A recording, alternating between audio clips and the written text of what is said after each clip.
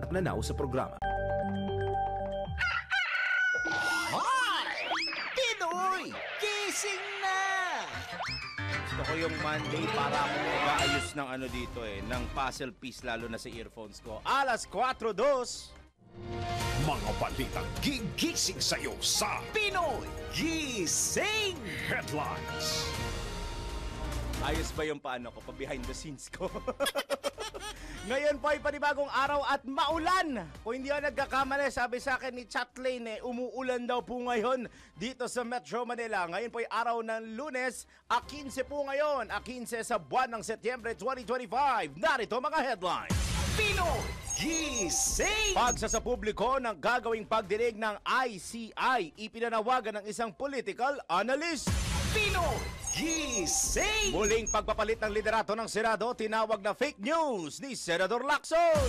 Pinoy! Gising! Mga tsuper at operator, pwede nang makabili ng 20 pesos na bigas simula Kasbu. Pinoy! Gising! Sa ibayong dagat, isa patay, 25 sugatan dahil sa pagsabog ng isang gusali dyan po sa Espanya. Pinoy! Gising! Sabi ko Espanya, bansa ha. Sa sports, Filipina tennis ace Alex Iyala muling sasabat sa Jingshan Open WTA 125. Pinoy! Gising! Ayaw palabasin sa mall dahil nakabasag ng gamit ang kasama mong atabs o bata. Nako, bawal ito! Pinoy! Gising! Totoo nga ba na nakakapekto ang personal hygiene sa pagkakaroon ng UTI? Mamaya, let's prove it! Pinoy! Gising! Mga islang bumubuo sa Pilipinas, mahigit 7,600 na. Aba, i-verify muna natin yan kung ang claim na ito ay fact or fake. Pinoy! Gising! At sa mga naglalaki ang ulo ng ating showbiz news on a Monday, Kim Chu ni Resbakan. Ni Resbakan ang basya na nanlait sa kanya sa pagbanggit niya ng pangalan ng Four of Spades. Pinoy! Gising! Ito ata yung sinabi niya nung isang beses sa Showtime na IV of Spades daw. At sa isa pang showbiz news, Tuesday Vargas, inaming muntik ng magpakamatay. Tayo nang isigaw ang sigaw ng sambayanan. Pinoy! Gising! Bango na! Tayo na! Dahil ang dami nang nangyari. Alamin ang mga balita. Alamin ang mga latest. Live na live sa DWIZ News Nationwide. DWIZ News TV. At Aliw Channel 23. Nakalive din sa lahat ng DWIZ Digital Channels. Sino at ano ang mga pinag-uusapan sa lahat ng mga tumpukan? Sino ang mga trending at viral? Gisingin ang mga ugat. Gisingin ang mga dugo. Kasama sina Daryl Justin at Larmaine Barreto sa Pinoy Gising! Say goodnight to you. Good night agad. Ayo! Monday! Monday na po. Lunes na po ngayon, mga kababayan. What's holding you back, Harry? What's holding back, Harry? Gusto may ka-holding hands itong si Harry. Kamusta po kayo, Luzon, Visayas, Mindanao, Pilipinas? Lunes na naman. Ito na naman po tayo sa isang linggo na hindi natin alam kung ano mangyari. Pero ang pinagkaiba ata from the previous weeks to this Monday ay wala atang, baka lang mali ako ha, baka lang ako ay nagkakamali. Kasi pagkakaalam ko, na-move na po yung regular hearing ng Blue Ribbon Committee ng Senado sa usapin ng maanumalyang flood control project. Kasi dati, Monday nangyayari itong Monday nangyayari usually itong Blue Ribbon Committee. No? Ang namumuno at the time was Senator Rodante Marcoleta when he was the chairman of the Blue Ribbon Committee. Pero alam niyo naman mga nangyari last week, di ba? Monday pa lang may balita na hanggang kahapon. So, ang nangyari, nagkaroon ng pagbabalit ng liderato sa Senado kung saan si Senate President Tito Soto na po ang naging Pangulo ng Senado at si Senator Panfilo Ping Lacson na po ang chairman ng Blue Ribbon Committee. At the same time siya din po ang Senate President pro tempore. Ang pagkakaalam ko at hinihintay ko mag-load din itong aking basehan ng detalye, na-move na ng Thursday. Kung hindi nagkakamali, alam ko sa 18 mangyayari ang susunod na hearing ng Senate Blue Ribbon Committee sa usapin ng flood control projects. Yun ang kailangan nating abangan. Hindi ako sure, gusto ko ma-verify.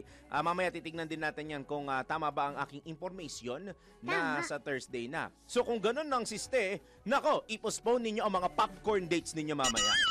No. I-postpone ninyo ang pag-chill ninyo sa mga hearings mamaya. Kasi wala.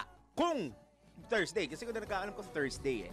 Pero kung mamaya yan, syempre, ikasan nyo na. Dahil alas 9 pala ng morning, lumalarga ng Senado dyan. Pero yung nagkakamali, parang ganun eh, no?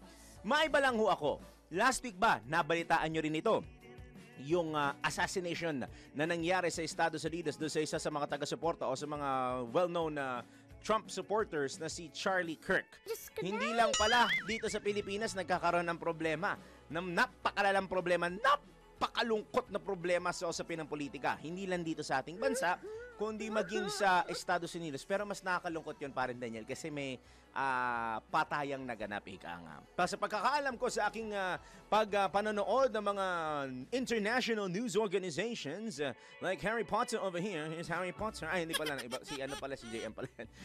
Gaya ng aking panonood, kasi ako po kung alam nyo lang, every weekend, ako'y kadalasan nanonood ng mga newscast ng mga international news organizations like NBC, like ABC, like CBS, like BBC, yan, puro mga scene, no? Kasi puro mga channel yun eh. So, sa aking panonood, kung hindi ako nagkakamali, alam ko yung suspect sa pagpatay dito kay Charlie Kirk ay nasa kustodiya na ng FBI in the United States.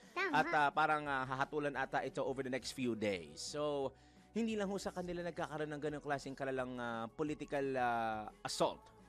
Dito sa atin, ang pinagkaiba lang, kadalasan ang mga na-assassinate ho dito sa kasamaang palad, ang na-assassinate ho dito ay yung mga local officials at madalas mga kasama po namin, mga kapatid po namin sa larangan ng pamamahayag sa media. So sana over the next few weeks and days and months as well, bukod sa tinututukan natin ng mga kaliwat kanang problema sa Ghost Flood Control Projects, matutukan pa iba't ibang issue na kinakaharap ng ating bansa. Political killings, at the same time, yung mga, gaya nga sinasabi ni Busing, ni Bus Dennis, hindi lang ho ang flood control project ang problema ng ating bansa. Actually, hindi lang naman siya sinasabi. Halos lahat sinasabi na hindi lang po flood control, ha? Hindi lang flood control. Meron pa tayong problema sa mga lubak-lubak na kalsada, farm to market roads, may mga classroom na sira-sira pa rin. Gaya ngayon, umuulan, eto na naman ho tayo. May LPA, kung hindi ako nagkakamali, hindi ko lang alam kung ngayong umaga ay naluso, mamaya magbibigay tayo ng update. Kung yung LPA na yan, LPA pa rin ba? O Bomalabs na yan talaga at nalusaw na dito sa loob ng Philippine Area of Responsibility. Talagang, oh no, pag bumaha na naman pare, stranded na naman. Tapos wala na naman pasok mga bagets, wala na naman pasok gobyerno. Wala tayong kaagaw sa elevator. Yun yung pinamahalaga dun. Pag walang pasok gobyerno, wala tayong kaagaw sa elevator. Oo. Joke lang po. Good morning po sa mga taga-PhilHealth. Di ba? Mapeperwisyo na naman ang mga bagets. At saka maganda sana, yung iba na nagsususpend lamang ng face-to-face classes, sana face-to-face na lang. Ituloy ho sana natin ang pagtuturo sa ating mga kabataan, bagamat online, bagamat hati ang opinion ng mga tao sa mga panahon ngayon na kung effective nga ba o hindi ang online learning. Gaya ni Mima, ni Flying A, ni Anton. He doesn't, iba ang kanyang views pagdating sa online learning. Kasi for him, mas maganda pa rin yung traditional learning, face-to-face learning na talaga nasa classroom. Pero sana, hindi nagkakaroon ng dahilan para mapigil ang mga bagay-bagay dahil lang may trahedya, sakuna, problema, lalo na anomalya. Diyan din natitigil yung isang mga bagay na kailangan tinutuon natin natin to the future, napopostpone. Bakit? May anomalya. Hindi na basta-basta may calamities, may problems, suspensions or whatnot, pati anomalya. Nagiging dahilan na po kaya naaantala ang pag-unlad, hindi lamang ng ating ekonomiya, kundi lalo na ng ating bansa. 10 minutes na po, 10 minuto na makalipas ang alas 4 ng magandang Monday morning. Oy, 15 po ngayon, yung iba, happy sahod day sa inyo. Karamihan sumahod na po ng Friday. Katulad po ni Daniel na nakapag-uwi na ng 50,000. Pinalaki ko pa sahod mo, no, pare? Pag-uwi na ng 50,000, pinagkape niya ng buong sambayanan. Pero sana all nga lang masasabi niya. Sumasinyo na naman at sumating lahat ang panibagong Monday edition ng Pinoy Gising sa DWIZ at Aliw Channel 23. 2 oras na balitaan, kulitan at kwentuhan ng ating pagsasaluhan. Gusto ko lang i-share sa inyo bago ako magsimula sa balitaan. Ako, headlines pa nandito, baka mamaya kung lumabasa ko. Gusto ko lang i-share sana na, kausapin namin sana si Senator Bam. Senator, hindi si Bam Niljoy, si Senator Bam Aquino, ayan. Kaso ata may lakad ngayon si Senator Bam, kaya subukan natin kausapin bukas. Naibilin ko naman na yan doon sa aming super ate. May super ate kami dito. Kilala mo super ate? Ayun, si super ate. Super ate! Ikaw bahala sa amin, ha? Kaya sana bukas ang maikasa at magkaroon tayo ng pagkakataon na makapanayan. Parang may missioner kasi sa akin si Pacder Larmain na magandang topic na maganda pag-usapan with Senator Bam. Pero tingnan natin, hopefully, samahan nyo kami magdasal na baka bukas yung mag-clear up yung schedule ni Senator Bam at mapaunlakan niya tayo na makausap siya.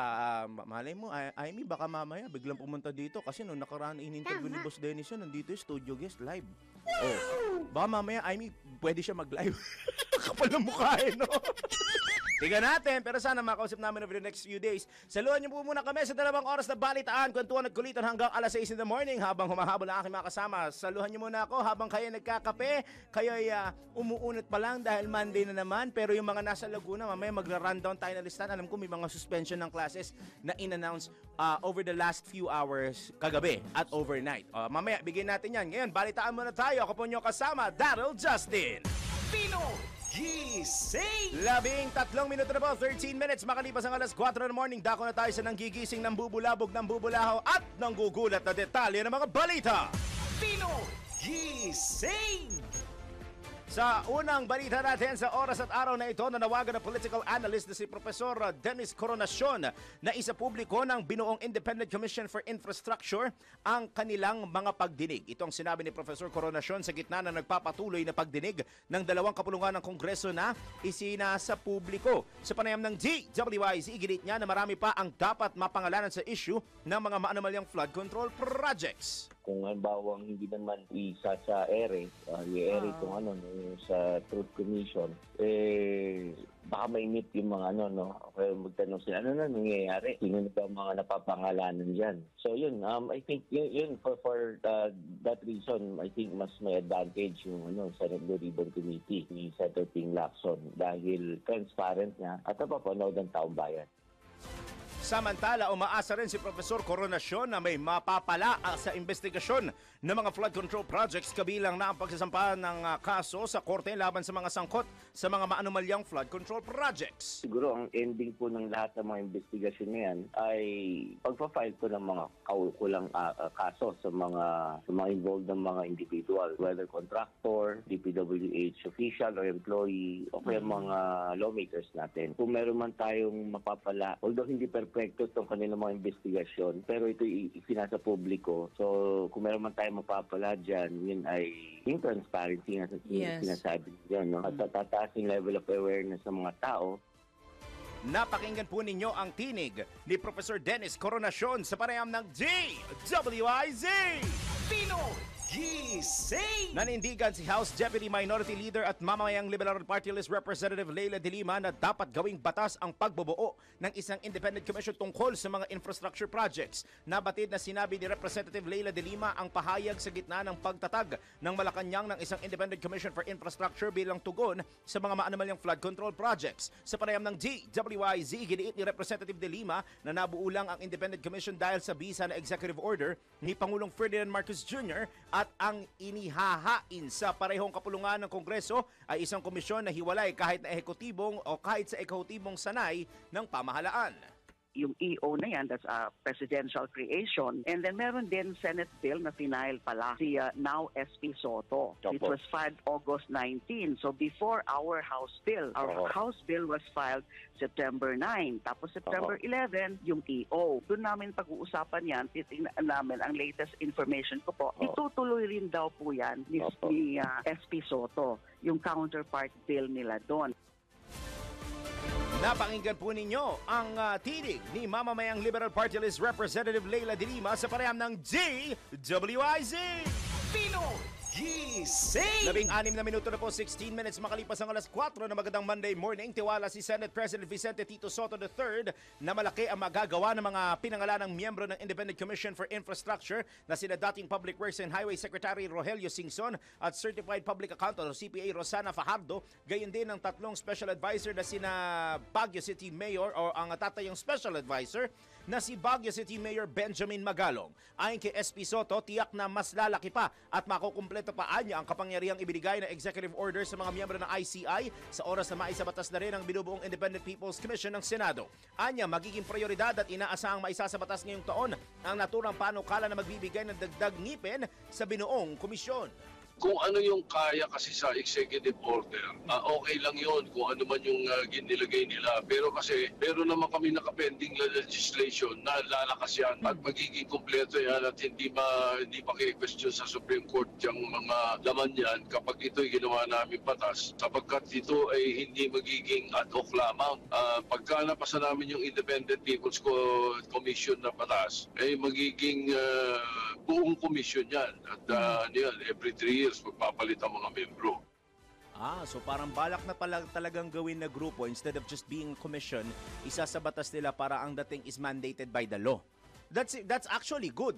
Para ang nangyayari kada may nadidiscover, pero sana hindi na umaabot sa point na madidiscover kasi ang hangat ko sana dito umabot na sa point na bago pa man ma-discover, nagawa na solusyon yung problemang maaaring maasahon, ina-anticipate nila. Diba yun yung mas maganda mangyari na kung saan na, sandali nga, extra ko daw muna to. Ayan po, napakinggan ninyo ang tinig ni Senate President Vicente Tito Sotto III sa pareham ng DWIZ. Pino Gising! Tutuloy ko yung sinasabi ko. Diba, mas magandang mangyari dyan, paring Daniel, na bago pa man nila makita na magkaroon ng mga problema at imbestigahan yung naging problema, ina-anticipate na po nila yung posibleng maging problema para magawa na ng solusyon. At the same time, pag i-implement na yung isang bagay, hindi na ho tayo magkakaroon pa ng problema, pagdududa at pangamba. Tama. Yun ang nangyayari ho kasi ngayon. Parang larga ng larga, pero hindi ina-anticipate ko ano yung magiging problema. Bigyan ko ng example bago tumuloy sa balitaan natin. Ina-anticipate ko ngayon sa ibang pamamaraan lang ang mga pag-ulan. Yung sama ng panahon na maaaring maranasan, we all know that the Philippines is a tropical country.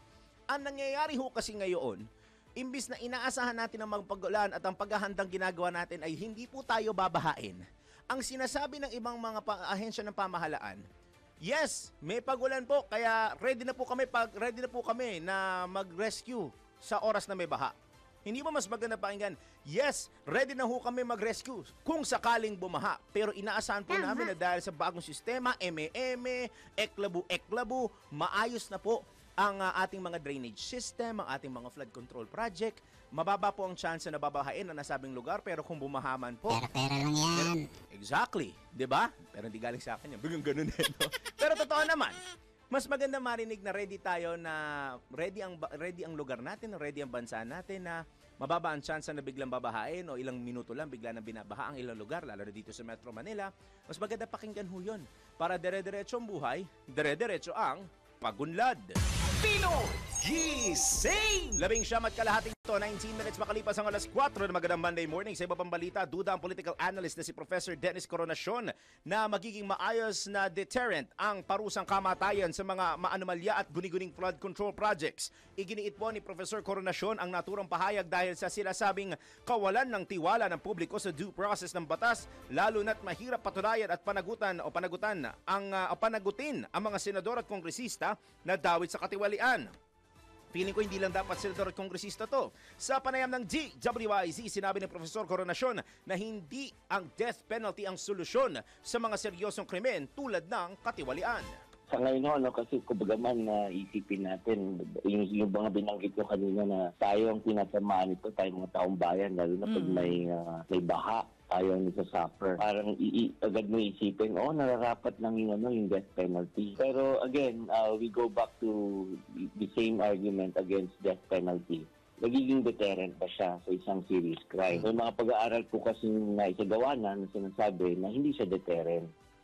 Dahil dito, mas mainam-anya na pagtibayan na lamang ang mga kasalukuyang mekanismo sa pagpapadagot sa mga tiwaling lingkod bayan kaysa pagkitil sa kanilang buhay bilang parusa.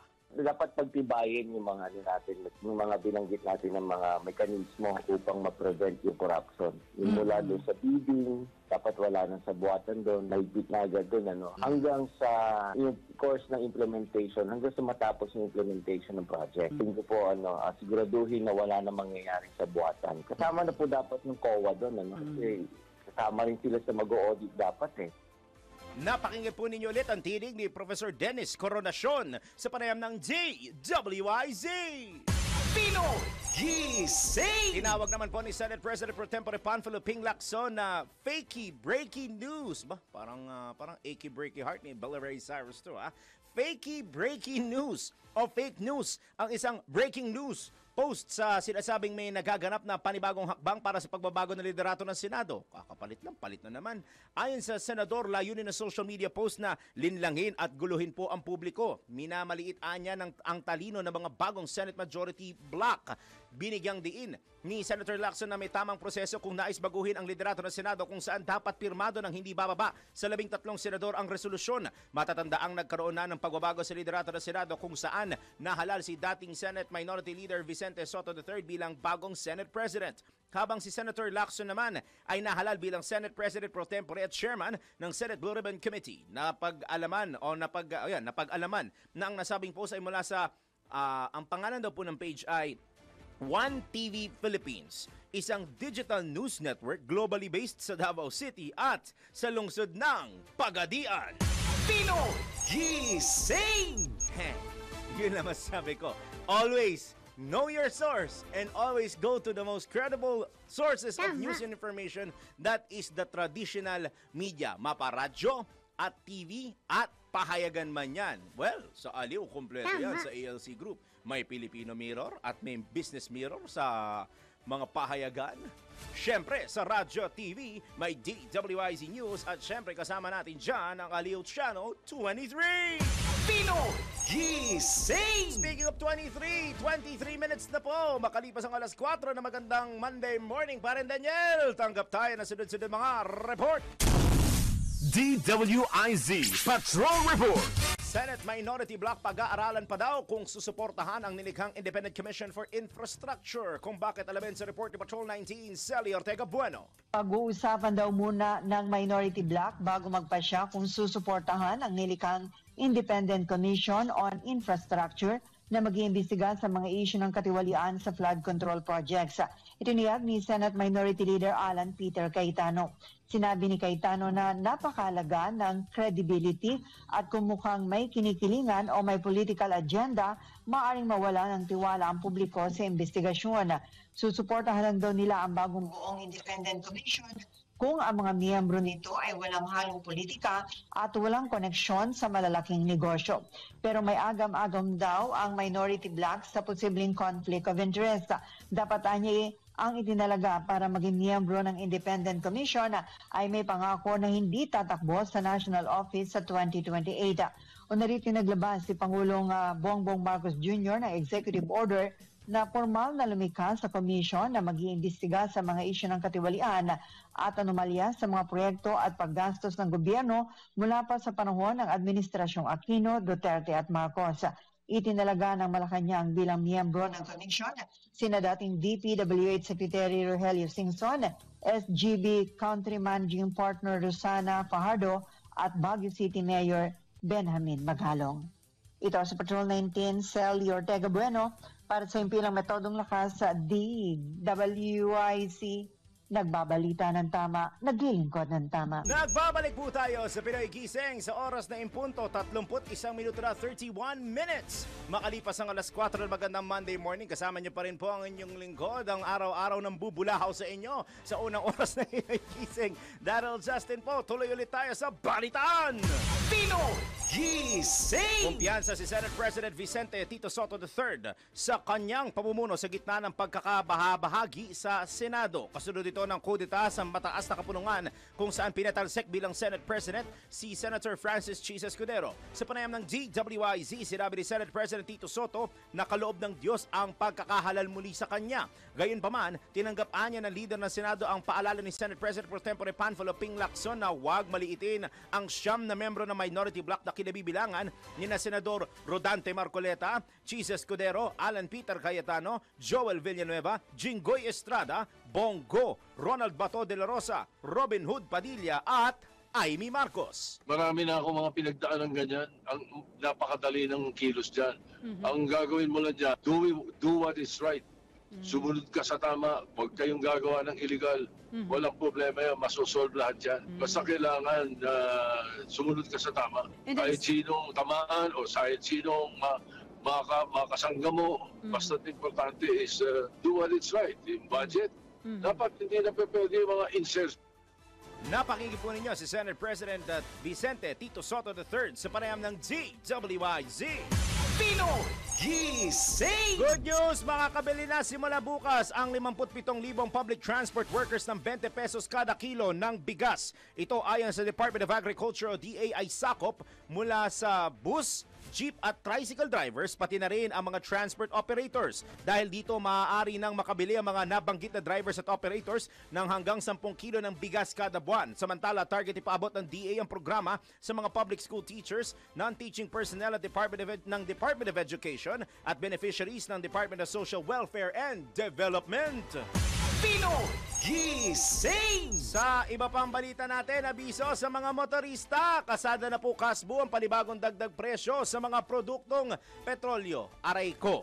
Ayon po sa Department of Energy Oil Industry Management Bureau, posibleng magkaroon ng dagdag na hanggang 20 sentimo ang presyo ng kada litro ng gasolina habang humigit kumulang, napakalalim naman, humigit kumulang 50 sentimos naman ang inaasahang taas sa presyo sa kada litro ng diesel. Samantala, wala namang inaasahang magiging paggalaw sa presyo ng kada litro ng kerosene o gaas. Isa sa tinitignang dahilan ng price adjustment ang tensyong geopolitikal kung saan kabilang ang naging pag-atake ng Israel sa Qatar. Karaniwang inaanunsyo ng mga kumpanya ng langis ang opisyal na price adjustment tuwing Lunes at ipinatutupad ito tuwing araw ng Martes. Pinoy Gising! 34 na minuto na, 34 minutes makalipas ang alas 4 ng morning. Report mula sa Metro Patrol! Metro Patrol reports! Good morning, partner! Bago kay good morning si Mama Beth. Sorry. Lumulundag ka dyan. Good morning! Yan ba epekto ng 3 araw na pahinga? Kala mo lang! Balita ko nga na Sabado ng gabi, katrabaho kay. Ano mo, hindi ko na alam. Parang alam ko, nagchat pa kayo ni Dencho. Sa totoo lang. Kasi nga, busy ka na sa, may broadcast media congress nga kasi. Oo nga. Speaking of Kamanaba. Uy, sa mamabig kita tayo dyan.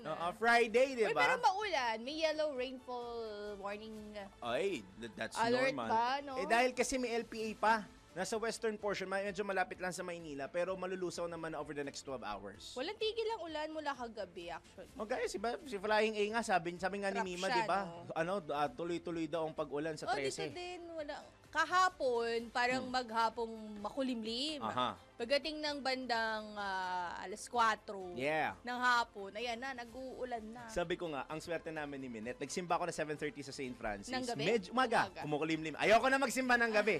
Ito nagiging Ano resulta siya? ng pagsisimba ko ng gabi. Pero maulan Oo. ng hapon. Pero hanggang yung gabi. umaga na yon wala pa. Wala, makulimlim lang Lakad siya. kami, tawid kami, sabi namin mukhang nangangamba to. Pagdating Ayan. namin sa gym, yon bumuhos ang ulan. Oo. Kaya sabi ko, hi, thank you Lord, pinaraos mo muna kami. Yes, correct. Ayun. Kaya thankful pa rin naman Oo for the naman. At saka ang weekend. ulan, we have to thank for that. Kasi pag summer naman, ako, napakatindi True. naman ang init. Pero ano ngayon, no? Lading yan. Ako, yan yung mga lugar na yan na pinuntahan ni Yusek Mama Mama Bet. Bet, oo. Mga ano yan, flood-prone areas yung Super mga flood yan. prone. Yan yung wala pang 10 minuto ng malakas na ulan, bahana. Ayan, yan yung pagka-umulan ng 4 hours straight, suspended ng kinder. At yung umulan na 4 hours straight, suspended hindi lang na Monday, pati Tuesday. Oo, kasi sobrang lalim, tsaka taglay bumaba ng baha Hindi ngayon. humuhupa ka agad. Anyway, Tingnan natin kung yung presyo sa palengke na inikutan niya, humupa na yung presyo, lalo na yung presyo ng siling labuyo. Oo, kasi nung Friday, alam mo ba, yung pumalit sa'yo ng Friday, nagbili na ng pa-Tupperware niya sa Friday din. Saan? Si Gia, nagbili na kay Mama Beth ng pa-Tupperware. Akala ko Tupperware. Pala, bibigyan ko siya Tupperware. Isang bulto, no? Oo. Reusable, microwavable. At ay, gusto ko may tumataong babae, ha? Ay, may recorded.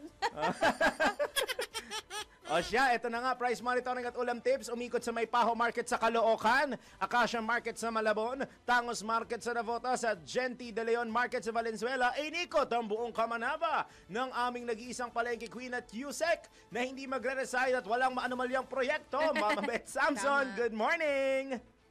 Yes, good morning. Maambon umaga. Mula parang kahapon, mga past 5, umuulan hanggang May bahana ba dyan, Mama Beth? Actually, salamat naman at wala kasi hindi naman ganun kalakas ang ulan. Yun ang pinaka-importante. Pero maputik, Ayun lalo lang. sa Malabon area. Kaya hindi ako nakapunta ng Malabon Central Market dahil ang putik-putik niya. Doon ako sa kabilang palengke pumunta, sa At least parte ng Acacia. naikutan pa rin. Yun ang importante. Naku, pinangatawanan ko na yan. Pagdating ng Monday, kailangan buong Kamanaba maikot ko. Marami na nag-aabang niyan. Anyway, sa bigas, nananatili pa rin 30, 32, 40, 60 pataas ang kilo ng bigas sa area ng Kamanaba. Samantalang ang baboy Ang laman 340 hanggang 370 depende sa palengke kada kilo. Ang ribs o buto-buto 350 may kasama ng laman. Ang liempo 390 hanggang 400 kada kilo. Samantalang ang manok 190 na hanggang 200 kada kilo. At ang baka 450 to 470 kada kilo. Sa isda naman mataas pa rin ang isda. Ang taas ng bangos 240 hanggang 320 isang kilo ng bangos. Ang galunggong 300. Ang tilapia, ito na lang yung kaya mong bilhin, 150 to 160 kada kilo. Itong sinasabi nating alumahan, asuhos, tambakol, 300. Ang tahong, 120. Ang pusit naman, 320 hanggang 360. Yan yung pusit na kalawang. Dalagang bukid, 360. Biya, yung ginagata, 240. Ang dalag, pinepesa yan, 400. At ang ulo ng mga isda, 220 kada kilo. Samantalang sa gulay, ang repolyo, 70, peche bagyo mababa na 50. Sayote, 45 na lang hanggang 50. Carrots, 220, konti lang ang ibinaba. Chicharo, 400. Bagyo beans, 130, ang talong, 60. Sibuyas na pula at sibuyas na puti, 150. Ang bawang, 150. Ang siling labuyo, konti lang ang ibinaba. Halos wala rin ibinaba. 600, 650 hanggang 700 kada kilo, depende sa palengking pupuntahan mo. Ang ulam tips natin, binagoong ang baboy with talong, minudo, sinigang, tinola, apritada, ang walang kamatayang DFC o ang Daryl fried chicken, pork steak, giniling with patola na may miswa, paksiw na bangos, sarsyadong isda, sinigang sa miso, gatang gulay, gatang laing, lumpiang toge, sari-saring gulay, calamares, tofu sisig, the request ng ating magandang anchor dyan. Yan. Para sa ating ulam tips sa Pinoy Gising, Metro Patrol ang inyong palengke ng DWIC. Beth Samson, nagbabalita ng tama, nagbabudget tayo ng tama. See you on Friday. Pinoy Gising! Bumibilin ka pa. Gusto ko yung see you on Friday. See you on Friday. Salamat, Mama Beth, ha, sa iyong pagpapaunlak sa amin sa Friday. Huwag mo pong kalimutan yung mga Dali mo ulam kami, namin. Mama Beth, sa ano, ay, wala na pala si Mama Beth. Sa may Ito-chat yan, oh. Judy Ann's. Ano yun? Anong klaseng kainan niya? Best crispy pata Ay! in the country. Let's go! Ang bilis yun, no? Let's go! Sasama daw si Jen, kaso wala magsiswitch. Sa Ay, Malabon. Jen naman si, Jen, sama ka, Jen. Crispy pata tayo. Yo, sarap yun. Handa na ba yung iyong ano? Ay, ambot. Ang ano to yung losartan. Yan, tsaka ano ba yung amlodipine. Yan. Ay, nako. O siya, Metro Patrol ulit tayo. Na Pinoy Gising! 9 Sorry daw. Sige.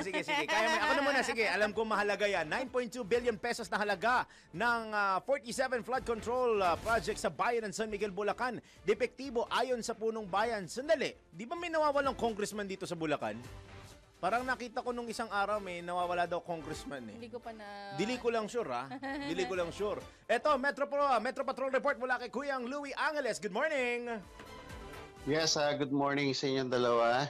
Bumuo ng audit team ang pamahalaang bayan ng San Miguel, Bulacan sa pangunguna ni Mayor Bong Alvarez at mga miyembro nito yung mga barangay captain para mag-imbestiga sa 47 barangay na may flood control project at na depektibo ang pagkakagawa.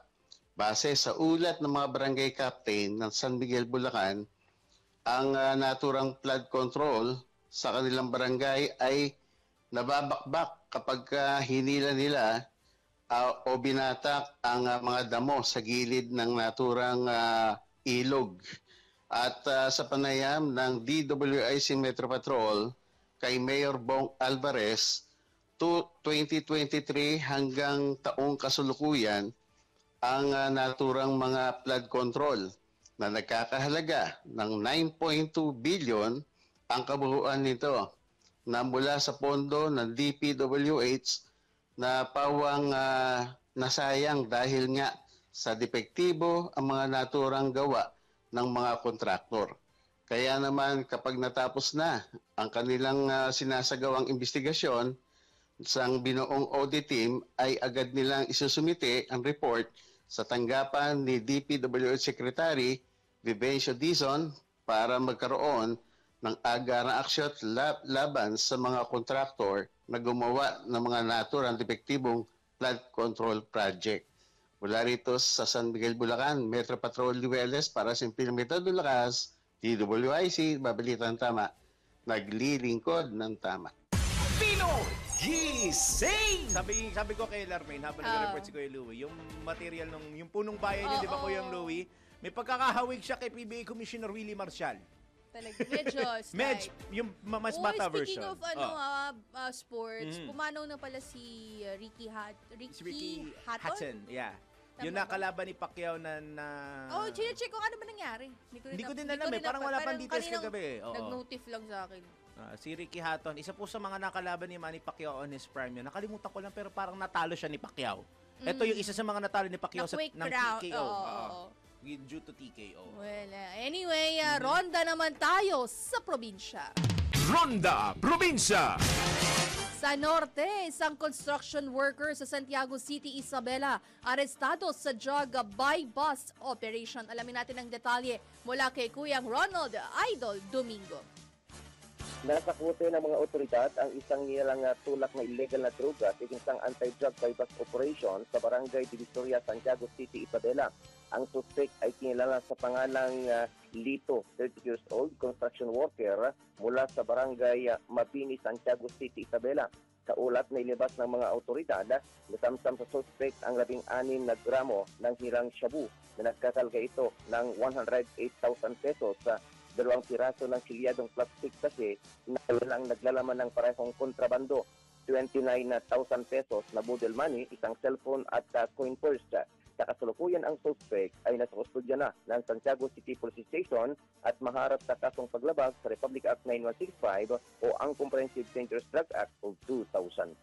Ito ang Ronda Patrol, Ronald Idol Domingo, nag-uulat sa simpilang may tudong lakas, DWIZ, nagbabalita ng tama, naglilingkod ng tama. Pinoy Gising! Mula norte, baba naman tayo ng Bicolandia kung saan nagsiselebrate po rin sila ng kanilang month-long Peña Francia Festival. 3 araw na bar exam sa lungsod ng Naga. Walang naging problema sa seguridad. Good news po yan mula kay Kuya Melvin Machado. Walang naging problema sa 3 araw na idinaon sa bar examination sa University of Nueva Cáceres dito sa Naga City. Ito ang naging assessment ng Naga City Police Office sa pamumuno ni Police Colonel Gilbert Fariñas, City Director ng Naga City Police Office na naglatag ng sapat na bilang ng kapulisan sa palibot ng naturang testing center. Sa uling araw ng bar exam kahapon ay nag-antabay si Police Colonel Fariñas hanggang isa-isang lumabas ang kumuha ng bar exam ngayong taon. Sa nakaraang 3 araw ng bar exam ay kinailangan ng Naga City Police Office at Public Safety Office na isara pansamantala ang ilang pangunahing kalsada ayon na rin sa kahilingan ng Korte Suprema bilang bahagi ng kanilang seguridad sa mga kumuha ng bar exam. Samantala ang bar exam ngayong taon ay kasama sa pinaghandaan ng Joint Operations Center ng lungsod ng Naga ngayong Peña Francia Festival. Ito ang Ronda Patrol, Melvin Machado para sa Himpilang May Todong Lakas, DWIZ. Nagbabalita ng tama, naglilingkod ng tama. Pinoy Gising! Oo. Mamaya ako mabati. Maganda yung pagbati ko sa kanya. Sa oras po natin na 14 na minuto na lamang, 14 minutes bago mag alas 5 ng AM. May pasok po. Pero sa Laguna. Oo, sa Laguna, sa saan nga? Santa May mga iba-ibang lugar. Mamaya sige banggitin ko pagkagaling natin sa break, ha? Bago natin ipasok mamaya si Kuyang Ronald. 4:46 na pag ginagawa nyo. Gising na kayo, ha? Magbabalik po ang Pinoy Gising! Magandang umaga muli sa lahat. Ngayon po ay 4:50 na, no? 4:50 na, magandang umaga. At ngayon po ay September 15 pala, araw ng... Official na sahod. Sahod day. Yung official kasi nauna na kami. Uy, ang daming mga sale, Wag na, ako muna. Alam mo ba, may digital walker. Naman naman tayo sa digital na yan. Sa Parkay, sa Asiana. Grabe yung mga gadgets. Mga cable, digital walker. Nga, digital. With Hanggang the power banks, the hanggang cables. 90%. Wow! Yes. Alam mo, nakita ko sa SM, partner, bago natin pasok sa Kuya Ronald. May nakita ko sa SM, may sale din ng mga sapatos sa Mega Mall. Yes, meron sa September 17 to 19 sa Mega Trade Hall. 80% off. Tapos, pagka ikaw ay nag-shopping ng 10 to 12 ng umaga, Meron kang 10%. tapos may smack ka, may plus 10% ka pa. So, that's Tama. 90%. So, kung 1,000 lang bibilin mo at nakuha mo yung 90, sa'yo mo naman, 100 lang babayaran mo. May mga terms and conditions pa rin naman yan. Terms and conditions apply. Yes, Yun. correct. Ang daming sale ngayon. Parang siguro this is the best time to grab, ano? Usually daw mga September, pangregalo. October. Kasi Yeah. yung mga November, December, either Wala na siya. Like, super witchy prices na ulit. Anyway, dako naman tayo sa Ronda Probinsya. Ronda Probinsya. Sa norte ulit, lalaki sa Ilagan City, Isabela, arestado sa drug buy bust operation. Alamin natin ang detalye mula kay Kuyang Ronald Idol Domingo. Timbog ang isang lalaki sa ikinasang drug buy-bust operation ng mga otoridad sa San Luis Street, Barangay Santa Barbara, Ilagan City, Isabela. Kinilala ang suspect bilang si alias Julius na residente ng sabing lugar. Na konfiska mula sa suspect ang isang piraso ng folded white paper na naglalaman ng tuyong dahon ng marijuana, isang genuine na 500 peso bill na ginamit bilang payback money at isang cellphone. Matapos ang inventaryo, dinala ang suspect sa impilan ng Ilagan Component City Police Station para sa karagdagang impormasyon. Maharap ang suspect sa kasong paglabag sa Section 5, Article 2 ng Republic Act number 9165 o ang Comprehensive Dangerous Drug Act of 2002. Ito ang Ronda Patrol, Ronald Idol Domingo, nag-uulat sa simpilang may tudong lakas, DWIZ. Nagbabalita ng tama, naglilingkod ng tama. Gising! Salamat, Kuyang Ronald. Marami pa tayong reports mamaya sa pagpapatuloy ng ating broadcast. Ngayon naman sa ating NBI, ay, may ganito pala nangyayari ngayon. Ayaw palabasin sa mall dahil nakabasag ng gamit yung kasama mong bagets. Ay, talaga ba? Hindi ko alam yan. Pero alam ko bawal yun. Talaga ba? Ay, parang illegal detention ata. Kasi bata eh. Ako nagbayad ako. Yun naman yung kadalasan na ginagawa ng ibang mga Iyak ako. ibang mga, ayun lang, pag batang-batang gastos mo, naglilik yung oil mo. Ay, iba pala yun. Sorry. 8,000 yung nabasag. Ay, 8,000 na basag. It's okay, Liam. Yeah. Pero bawal po i-detain ng bata. Yun ang pinapalabas nito. Alamin natin ang karapatan at parusa dito lamang kay Gargar sa NBI. Nako, bawal ito. Alamin kung bawal o hindi. Dahil kung di mo alam to, kaso ang kakaharapin mo sa NBI. Nako, bawal ito. Ayaw palabasin sa mall dahil nakabasag ng gamit ang kasama mong bata? Nako! Bawal ito. Kapag pumupunta sa mga mall at mayroong kasamang bata, hindi may iwasang mangamba dahil posible silang makasira ng bagay dahil sa kakulitan. Pero paano kung aksidenteng nakabasag ng gamit ang kasama mong bata at pinagbawalan kayong lumabas ng mall hanggat hindi fully paid ang halaga ng nabasag? Nako, alam mo bang labag sa batas yan? Ayon sa batas, walang karapatan ang anumang establishmento na mag-detain ng sinumang individual. Ang maaari lamang gawin ng kanilang pamunuan ay pagbayarin ang nakabasag ng gamit. Kung ayaw magbayad, maaari namang kasuhan ng mall. Kaya sa susunod na punta sa mall, huwag alisin ang tingin sa mga kasamang bata. Magdoble ingat para iwas perwisyo at para hindi ka masabihan ng, nako, bawal ito. Gising! Bawal areha. Oo. Huwag makulit. Pati sa bagets. Ay, partner, bago tayo mag-station ID, total, maaga-aga pala. At sa second hour habol si Mima sa atin. Hindi ko lang kung nandiyan niya siya. Ito yung mga lugar na nag-announce po kagabi na walang pasok. Di ko lang alam, matignan na natin mamaya sa second hour kung may mga dagdag na lugar po na walang pasok today. Wala pong pasok today, all levels sa Liliw, Rizal, Lumban, Paete, Kalayaan at Mahayhay sa lalawigan po yan ng Laguna, habang suspendido naman po ang face-to-face classes sa Pila, Santa Cruz, Pagsanhan, Pakil, Luciana at Nagcarlan. Sa Laguna pa rin po iyan. Parang sila pa lang ata. Nagcarlan is face-to-face classes. Santa Cruz, Pila, Nagcarlan, baka dito may Kalayaan. Ang Kalayaan is all levels. Okay. Cavinti. Kasama. Cavinti wala pa dito. So may bagong update. Tingnan natin yung latest, mamay bigyan natin ng second hour. Pero yung mga nabanggit po na lugar, mostly it's Laguna. Wala pong pasok dahil sa sama ng panahon na naranasan over the past few days. Buti na lang talaga hindi kami inabutan kapon ng mabuti. Pero parang, kailan ba inabutan kami? And then, last Sunday yun, kaya nga ako may injury sa kamay. Pero anyway, habang wala pa si Mima ngayon, magbati portion na tayo. Bumati na ba tayo? Sandali. Aking bubuksan ang aking Facebook page. Doon sa mga hindi pa po nagla-like, 1 million followers na po kami. Sumama na kayo doon. Yes, oo nga. Facebook.com/ may live ko nung Thursday, nakakatawa. Uy, sandali Ay, ayan na! may namamas Ay, siya ko. na siya! Saan galing? All the way from Trece! Buti Ay, nakabot ka. gusto ko yung t-shirt. Machi-machi kayo Oo nga. ngayon. Cute. Because Earth. Ayan. okay. Good morning. Good morning. Napakalamig naman dito. Ano ba dito? Iceland ba? Alaska. Nandito si Elsa. Yeah. Wala pa rin panalo. Kumusta ka na? Magandang araw, Father. Ay, sister. Happy Blessed Monday. Yan. Ayan. Maulan pa rin ba?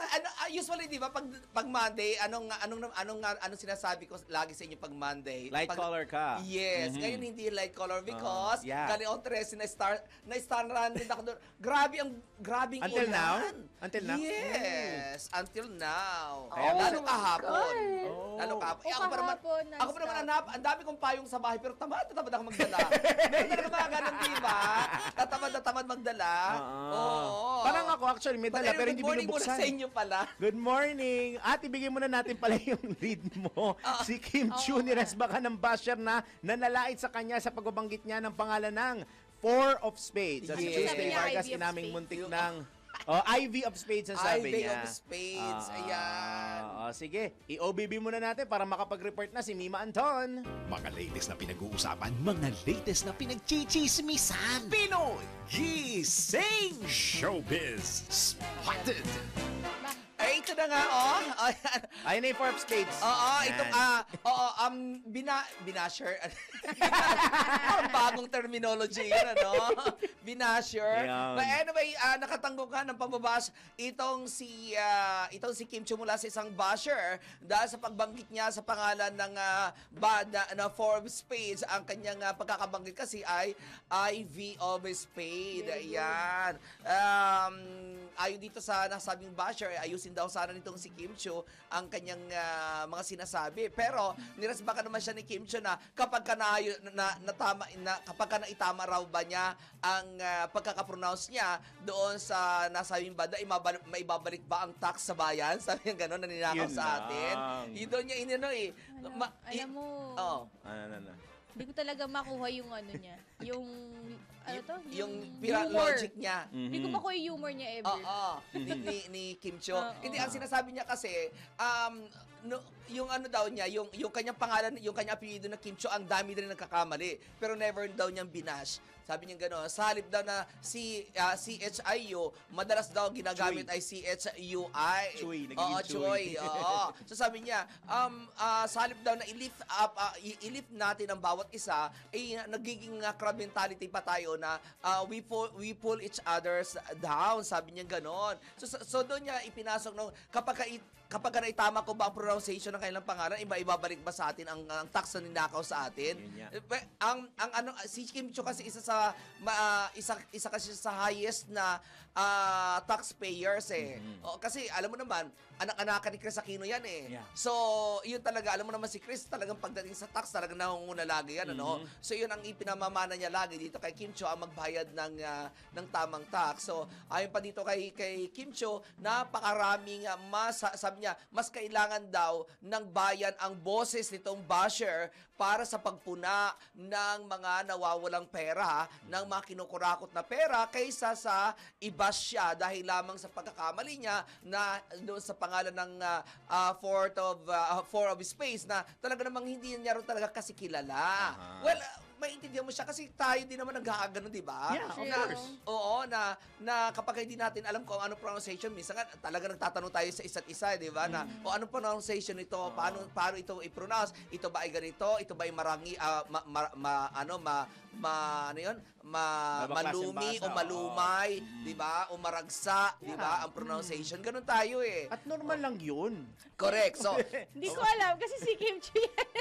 Ayun lang. hindi kasi nakilala natin si Kim Chiu na, alam mo yun, patini-tini bopper, mga ganon. Kaya Oo. nga Pero this is I think, sabi nga ni Kim Chiu, this is the first and the last time na sasagot ako sa isang basher sa niya. Kasi, Oo nga. hindi yan pala sagot eh. Hindi nga bagay sa kanya. Oo, hindi siya pala sagot. Oo, so yun ang kanyang sinasabi nga na mas marami pang mas malaking bagay na dapat pansinin na maaaring makatulong sa Pilipinas at hindi yung kanyang pronunciation o ang pagkakamali niya ng pronunciation niya ng pangalan ng bandang Four of Spades. Ayan. Dami na nga natin kinakaharap, pati ito problema pa. Correct, di ba? Ano yun na lang yan. Oo. But anyways, isa pa nating balitang showbiz. Naku, alam nyo ba na ito parang si Tuesday Vargas ay muntik na siyang kitlin ang kanyang sariling buhay.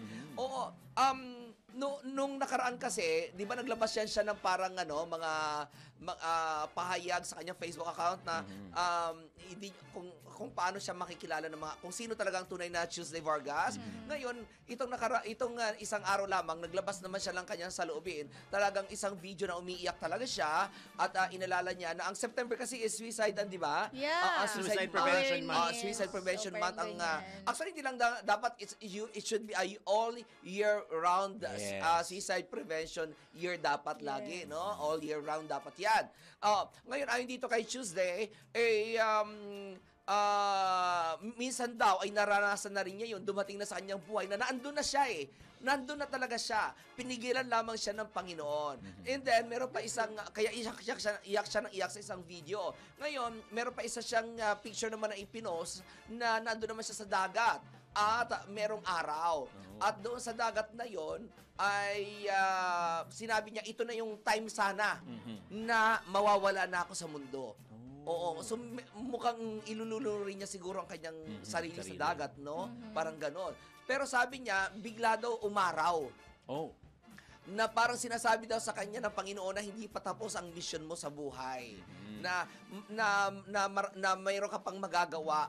Sabi niya gano'n. Kaya ang sabi niya, doon sa mga nakakaranas ng sobrang pagka-down sa sarili at pagka-down sa buhay, sa sitwasyon, ay isipin lamang na meron pang tsansa para makabangon muli katulad ng nangyari sa kanya.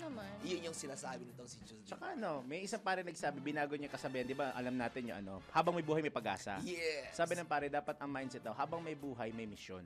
Yun. Ito naman kasi hindi ko pa kinukuha ni Lord. Di ba sinasabi nila, pag kinuha ka, ibig sabihin, ang mission mo tapos na. Correct, oo. So, hindi pa tapos yung mission. Yung mission mo, hindi pa tapos yung, ang tawag na gano'n, yung puzzle mo. Yes, kasi puzzle tayo, di ba? Yep. Ayan. Alam mo, mission ito. Sige. Ang mission ko, magkurat sa inyo. Hindi lang sa amin, sa inyong lahat. Anyway, nakakaibalita showbiz at balik na sa inyong dalawa. Salamat, Viva. Salamat, Mifa. Alright, ka sa mission ko, ha? Huwag mo pakialaman sa mission. Bakit? Pero at least yung mission niya, nakakapag-aliw. Ayun. Oo, dahil nakikinig sa atin si Batman lagi. Mamaya mo. Alam mo, nagbabalik na. AKA Dennis. Nagbabalik si Batman. And speaking of mga shoutout, alas 5:04 na pala ng morning, uwi na raw si Dan. Ay, gwapo naman ni Papa Giljon mo. Si Papa Giljon ulit. Gwapo. Naku, gwapo nga, mali-mali naman. Ika na mga Pinay-gising, susunod na! Narito na muli ang ulo ng mga balita ngayong panibagong Monday morning. Pagsasampa ng kaso laban sa mga sangkot sa mga anomalyang flood control projects, inaasahan ng isang political analyst. Gising! Panibagong kudita daw sa liderato ng Senado. Fake news ayon kay Senadora Lacson. Gising! Tawag dyan, fakey-breaky news. Parang nabasa ko achy-breaky nga heart. 20 pesos na bigas available na simula Kasbu para sa mga tsuper at operator. Gising! Balita sa ibayong dagat, isa patay at 25 sugatan dahil sa pagsabog ng isang gusali sa Spain. Gising! Sa sports, matapos ang kampanya niya ng Sao Paulo Open, Filipina tennis ace Alex Iyala muling sasabak sa Jingshan Open, WTA 125. Gising!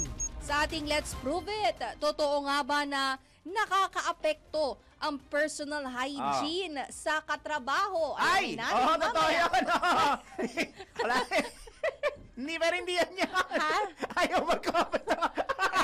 Hindi kasi di ba meron ako nireklamo dito lagi na ang sobrang bango. O di ba, nakala mo ipabango ng tsugi na. Smell good! Parang nakaano Uy! Wala ko sinabi Totoo nga ba na nakakaapekto ang personal hygiene sa pagkakaroon ng maraming kaaway? Alam natin mamaya. Ako isa. Number one. Pero hindi ko naman hindi ko naman inaway. Sinasabihan ko naman siya. Alam mo naman ako, kapag very transparent ako eh. Pag may nakita ko, sasabihin ko talaga in a very nice way. Talaga nice. At least sinasabi. Ito na nga, sa ating Let's Prove It, totoo nga ba na nakaka-apekto? Comment. Ako lagi ang pinatatamaan mo. Tapos pagka sasabihin niya yung dulo, sa'yo titingin. Kasi. Lalo na yung nice, hindi niya matanggap. Wow, nice. Totoo nga ba na nakaka-apekto ang personal hygiene sa pagkakaroon ng UTI? Alamin natin mamaya sa Let's Prove It. Pino Gising!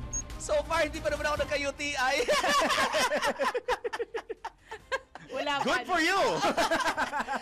So far, wala pa rin naman nagre-reklamo. Diba? Sa mga na, ito na tayo. Pero wala na to siya dito.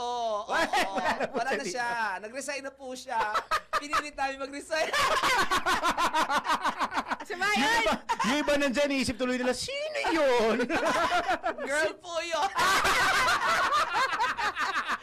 Tuloy mo pa! Ay, ito na tayo sa Balitang Showbiz! Nako, ito si Vice Ganda. Nako, pinatatakbong Pangulo ng Pilipinas ang isang direktor. Pino Gising! At sa isa pang malaking ulo ni Gideon. Si Geneva Cruz, kinansila ang concert para makasama sa protesta laban sa korupsyon.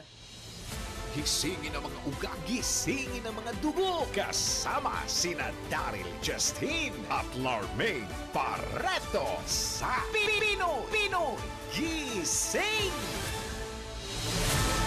1 minuto na, 11 minutes makalipas ang alas 5 ng Monday morning. Kaya tayo, mabilisan lang. Oo, Isang quickie mabilisang lang. bagsakan. Kuyang Nelson Malinaw, good morning. Good morning, Kuya Nelson! Kuyang Wesley Natividad Campos nagtatanong kung may pasok daw bus sa Bulacan. Parang wala pa tayo nakikitang announcement, ha? Oo, wala pa. Pag meron, update ka namin, Kuyang Wesley. Makinig ka lang hanggang 6 a.m. Kuyang Tristan Wyatt na mahilig sa vegetables. Good morning! Good morning. Si Shaw Marie. Aba, ngayon na lang ulit nagparamdam ko Shaw si Shaw Marie. Marie. Oo. Parang masarap dyan. Siomay yun. Si Mickey Bailon Garcia. Aba, bago i-touch. Mickey Si Bailon, Mickey Bailon Garcia from Good. Manawag. Manawag, In Pangasinan. Pangasinan. Good morning. May bagong account si Mama Erna. Talaga ba? Ang aga, Erna. Cabras pala ang pilido niya. Kasi doon sa isang account niya, Erna Socials ang nakalagay. Pa-socials lang. Pang social media niya lang pala. Erna Cabras. Ayun pala si Aha. Mama Erna. Ang Yes. aga mo pa rin. Pero nag-comment din yung isang account niya. Napakasipag. Very good, oo. That's good. Matthews Tolentino, maulang Monday morning mula Antipolo. Matthews, naku, maulan talaga dyan. Lagi naman. At nabati ko na si Kuyang Nelson. At si Batman! Batman! Kaso lumabas na si Oo Anton. nga eh. Sayang. Oo, meron na siya. Bumalik na yung mga kamukha-mukha. Basahin ko na lang mabilisan. Back to Manila na raw siya. Namiss ko yung tatlo at ang number 1 morning show na sana nasa survey ka talaga ng Nielsen at ng Kantar. Lalo na sa pinakapaborito niyang anchor na showbiz reporter na kamukha ni Sino? Giovanni Calvo. Familiar. Actor. Nakita ko na, hinanap ko na kanina. Okay. Giovanni Calvo. Ayun. Kala ko kalbo. Parang gano'n na. Pakalbo. Parang Giovanni gano'n na iba. Pakalbo. Parang gano'n na nga, pero iba na lang spelling, no? Good morning. Ayun. Good morning po Batman. ulit. Good Welcome morning, good back. morning sa ating 15 million viewers sa oras na ito. Sana madagdagan kayo, kaya i-share ninyo ang aming live stream. Pero kung nakikinig kayo sa radyo at sa TV, mas maganda. Oo. At good morning ulit sa lahat na nakikinig sa 882 Metro and Mega Manila at ginagawang radyo kanilang mga TV sa DWIZ News TV at DWIZ News TV at Aliw Channel 23. Balik tayo sa Balitaan! Pino Gising! Suspendido! Speaking of suspension, suspendido ang face-to-face classes sa lahat ng antas ng mga pampubliko at pribadong paaralan sa ilang lugar sa bansa ngayong araw bunsod ng inaasahang sama ng panahon dala po ng Low Pressure Area o LPA. Kabilang sa lugar na nagsuspende ng klase ang Louisiana, Nagcarlan, Pagsanhan, Pakil, Pila at Santa Cruz sa Laguna, Mauban sa Quezon partner. Wala ring pasok ha. Wala ring SOCPA sa Pagbilao, Quezon mula kinder hanggang senior high school sa mga pampubliko at pribadong paaralan. Samantala, maliban sa class suspension, suspendido rin ang pasok sa gobyerno sa Cavinti, Kalayaan, Liliw, Lumban, Mahayhay, Paete, Rizal at Victoria sa lalawigan po ng Laguna, Mauban, Quezon, habang elementary level naman ang class suspension sa General Luna. Pino Gising! Itinatag naman ng Department of Justice ang Public Works Corruption and Bid Rigging Task Force na magbabantay sa isinasagawang investigasyon sa kontrobersyal na flood control project. Mga balita Kaya mo yan, sa pare. Kaya mo yan, pare. Dahil pumatong ah. Tuloy ko Mamaya na. pa yung network news. Alauna ng hapon yun. Yan. Oo nga, dati ako doon. Dati siya doon na, hindi naman ako Umaga pa lang to. nakadilo ba ako? Hindi naman. Ayon kay National Bureau of Investigation, Director Jaime si NBI Director Jaime Yes. Santiago pa rin pala. Itinalaga na si Prosecutor General Richard Anthony Fadulion bilang chairman ng binuong task force. Dagdag pa ni NBI Director Santiago, kasalukuyang isinasapinal na ni Justice Secretary Jesus Crispin Remulla kung sino-sino pa ang magiging bahagi ng task force. Maliban dito, nakikipag-ugnayan na rin anya ang NBI sa bagong Independent Commission for Infrastructure na binuo ni Pangulong Ferdinand Marcos Jr. Pinoy Gising! Maganda yung graphics mo, Pam, ha? Nakita ko. Lumabas, nakita ko. Ayos, solid. Hindi daw nakita nila Armin eh. Mamaya makikita mo, partner. Sa pagpapatuloy ng ating balitaan, ibinunyag ng Department of Justice o DOJ na mayroon ng 3 flood control project na naidokumento ng National Bureau of Investigation o NBI na may anomalya. Ayon kay Justice Secretary Jesus Crispin Remulla, bahagi ito ng report na ibinigay sa kanya ng NBI matapos pagalawin pagalawin pala ang naturang opisina para magsagawa ng sarili nitong pagsisiyasat sa flood control crisis. Bagamat hindi pa idinetalya ng kalihim, tinukoy nito na may nangyayaring sabwatan sa ilang mga opisyal sa mga naturang proyekto. Hindi rin pinangalanan ni Secretary Remulla kung sino ang mga opisyal na sangkot dito, pero tiniyak nito na hindi nila sasantuhin ang mga sangkot sa mga anomalyang flood control projects. Siniguro din ng DOJ na bagamat malaking posibilidad na may mga opisyal mula sa legislative at executive na posibleng masangkot sa mga maanomalyang proyekto, ilalabas ng kagawaran ng kabuuan ng pagsisiyasat hanggang sa tuluyang pagsasampa ng kaso sa mga responsable. Pinoy Gising!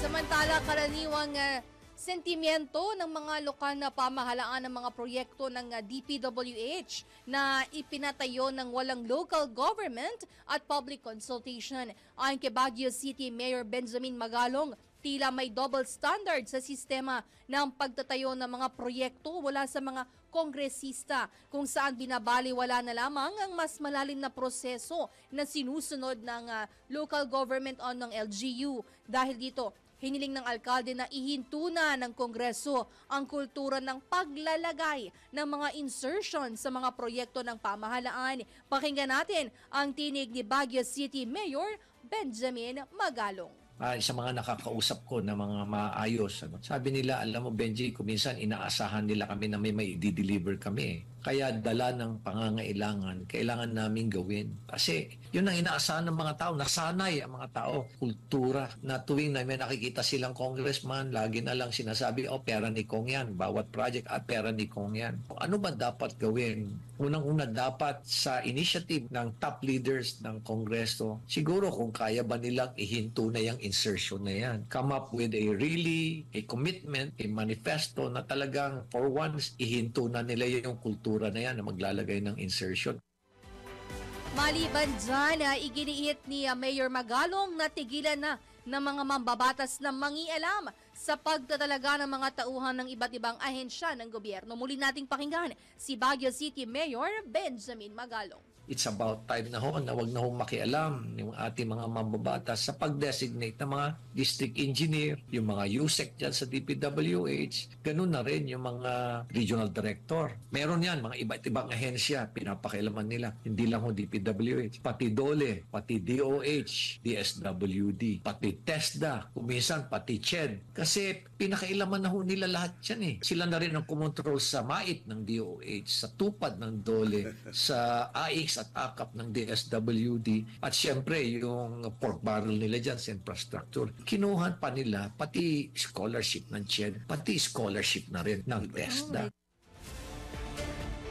Bago ko Sige, i-extra itong kay Mayor Magalong, may mga tanong kasing umiikot since siya ang advisor ng Independent Commission na mag-iimbestiga sa DPWH.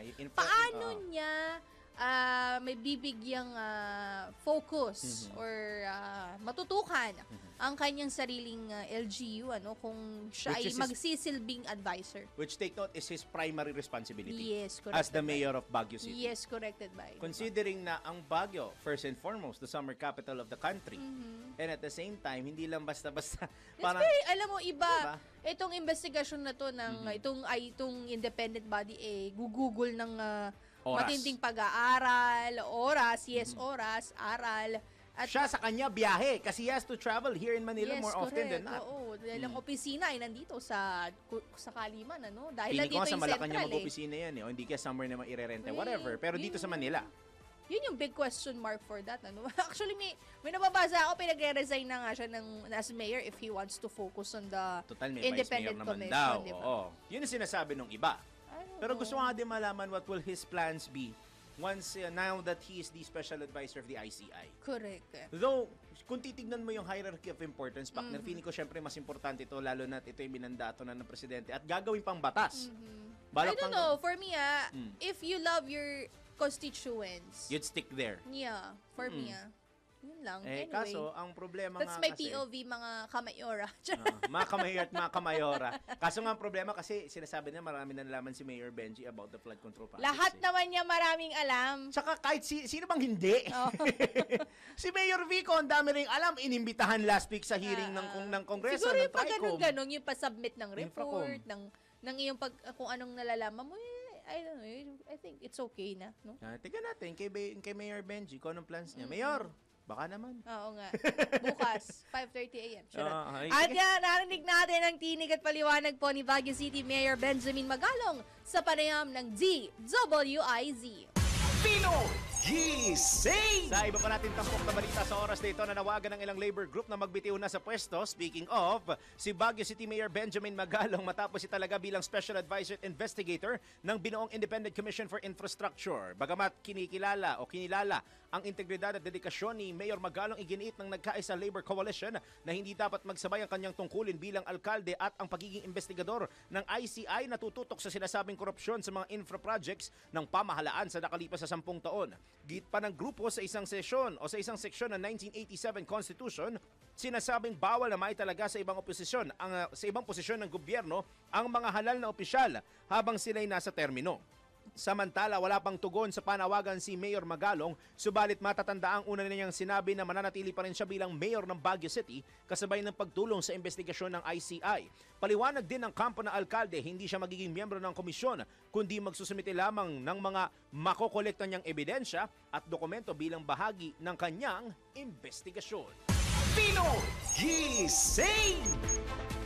Samantala, seryoso sa pagsisiyasat ang House Tri-Committee sa isinasagawang pagdinig sa maanumalyang flood control projects. Ayon kay House Committee on Infrastructure Co-Chairman at Bicol Saro Party List Representative Terry Ridon, magkakambal na layunin ng investigasyon na mapanagot ang mga personalidad na nasa likod ng kaso at aktual na makapaglatag ng reforma para tiyakin na ipatutupad ng tama ang lahat ng proyekto ng gobyerno. Sa pagpapatuloy ng pagdinig, binigyang halaga ng kongresista ang mga susunod na hakbang, partikular ang tungkol sa mga nadawit na pangalan ng mga senador at maanumalyang proyekto. Pakinggan natin ang tinig ni House Committee on Infra Co-Chairman, Congressman Terry Ridon. Ito pong mga involved na mga senador kasi yan ho talaga yung pinakamatinding testimonya po ng araw na yun kasi kailangan makita kung totoo ba yung binabanggit na meron po talaga involvement. Ito pong mga senador na ito kasi kahit sa Senado parang may mga detalye yung binabanggit siya Senator Ping na parang yung kontratista pong binabanggit nagpunta rin yung Senado talaga. Gayunpaman, nilinaw ng kongresista na hindi kailangang puwersahin ang mga nabanggit na senador na pumunta sa pagdinig, ngunit mananatili anyang bukas ang Kongreso sakaling gustong magbigay ng sariling pahayag sa komite ang mga nasasangkot na senador. Muli nating pakinggan si Congressman Terry Ridon. Yung pong mga senador kasi siyempre may interparliamentary courtesy tayo, no? So hindi naman natin sila pwedeng persahin na magpakita doon. Pero katulad ng binanggit ko na, malaya naman ho silang magpunta para magbigay ho sila ng sarili po nilang pahayag. Pero hindi ho natin sila pepersahin kasi siyempre meron naman din ho silang sariling platform, no, sa Senado para po gawin yon, no. Isang mga kongresista pong nababanggit, na-implement na ho natin yan. In fact, meron nga hong kongresista na nagsalita pero hindi ho natin pinayagang mag-interpellate. Pero nakapagpahayag ho sila ng paninindigan ho nila sa usapin kaharap po ni Curly Discaya. Kasi si Curly Discaya ho yung nagbanggit ng kanya pong pangalan. Sana ini-invite mo din mga kabaro mo. Exactly. Pero parang binibigyan natin sila ng opportunity magsalita sa plenary session nila eh. Pero dapat sa Sa Infracom. Sa Infracom. Actually. Diba? Kasi mas malawak yung time Ang nila para daming magpaliwanag nabanggit dyan. dyan eh. Exactly. Pwede naman, mag-imbita kayo senador. Dapat mas malapit sa inyo imbitahan nyo, nandyan na eh. Kumbaga nasa inyong sariling bakuran. Oo, Naalala ko diba? tuloy sinabi ni ES. Oo. Clean your house first. Diba? Mhm.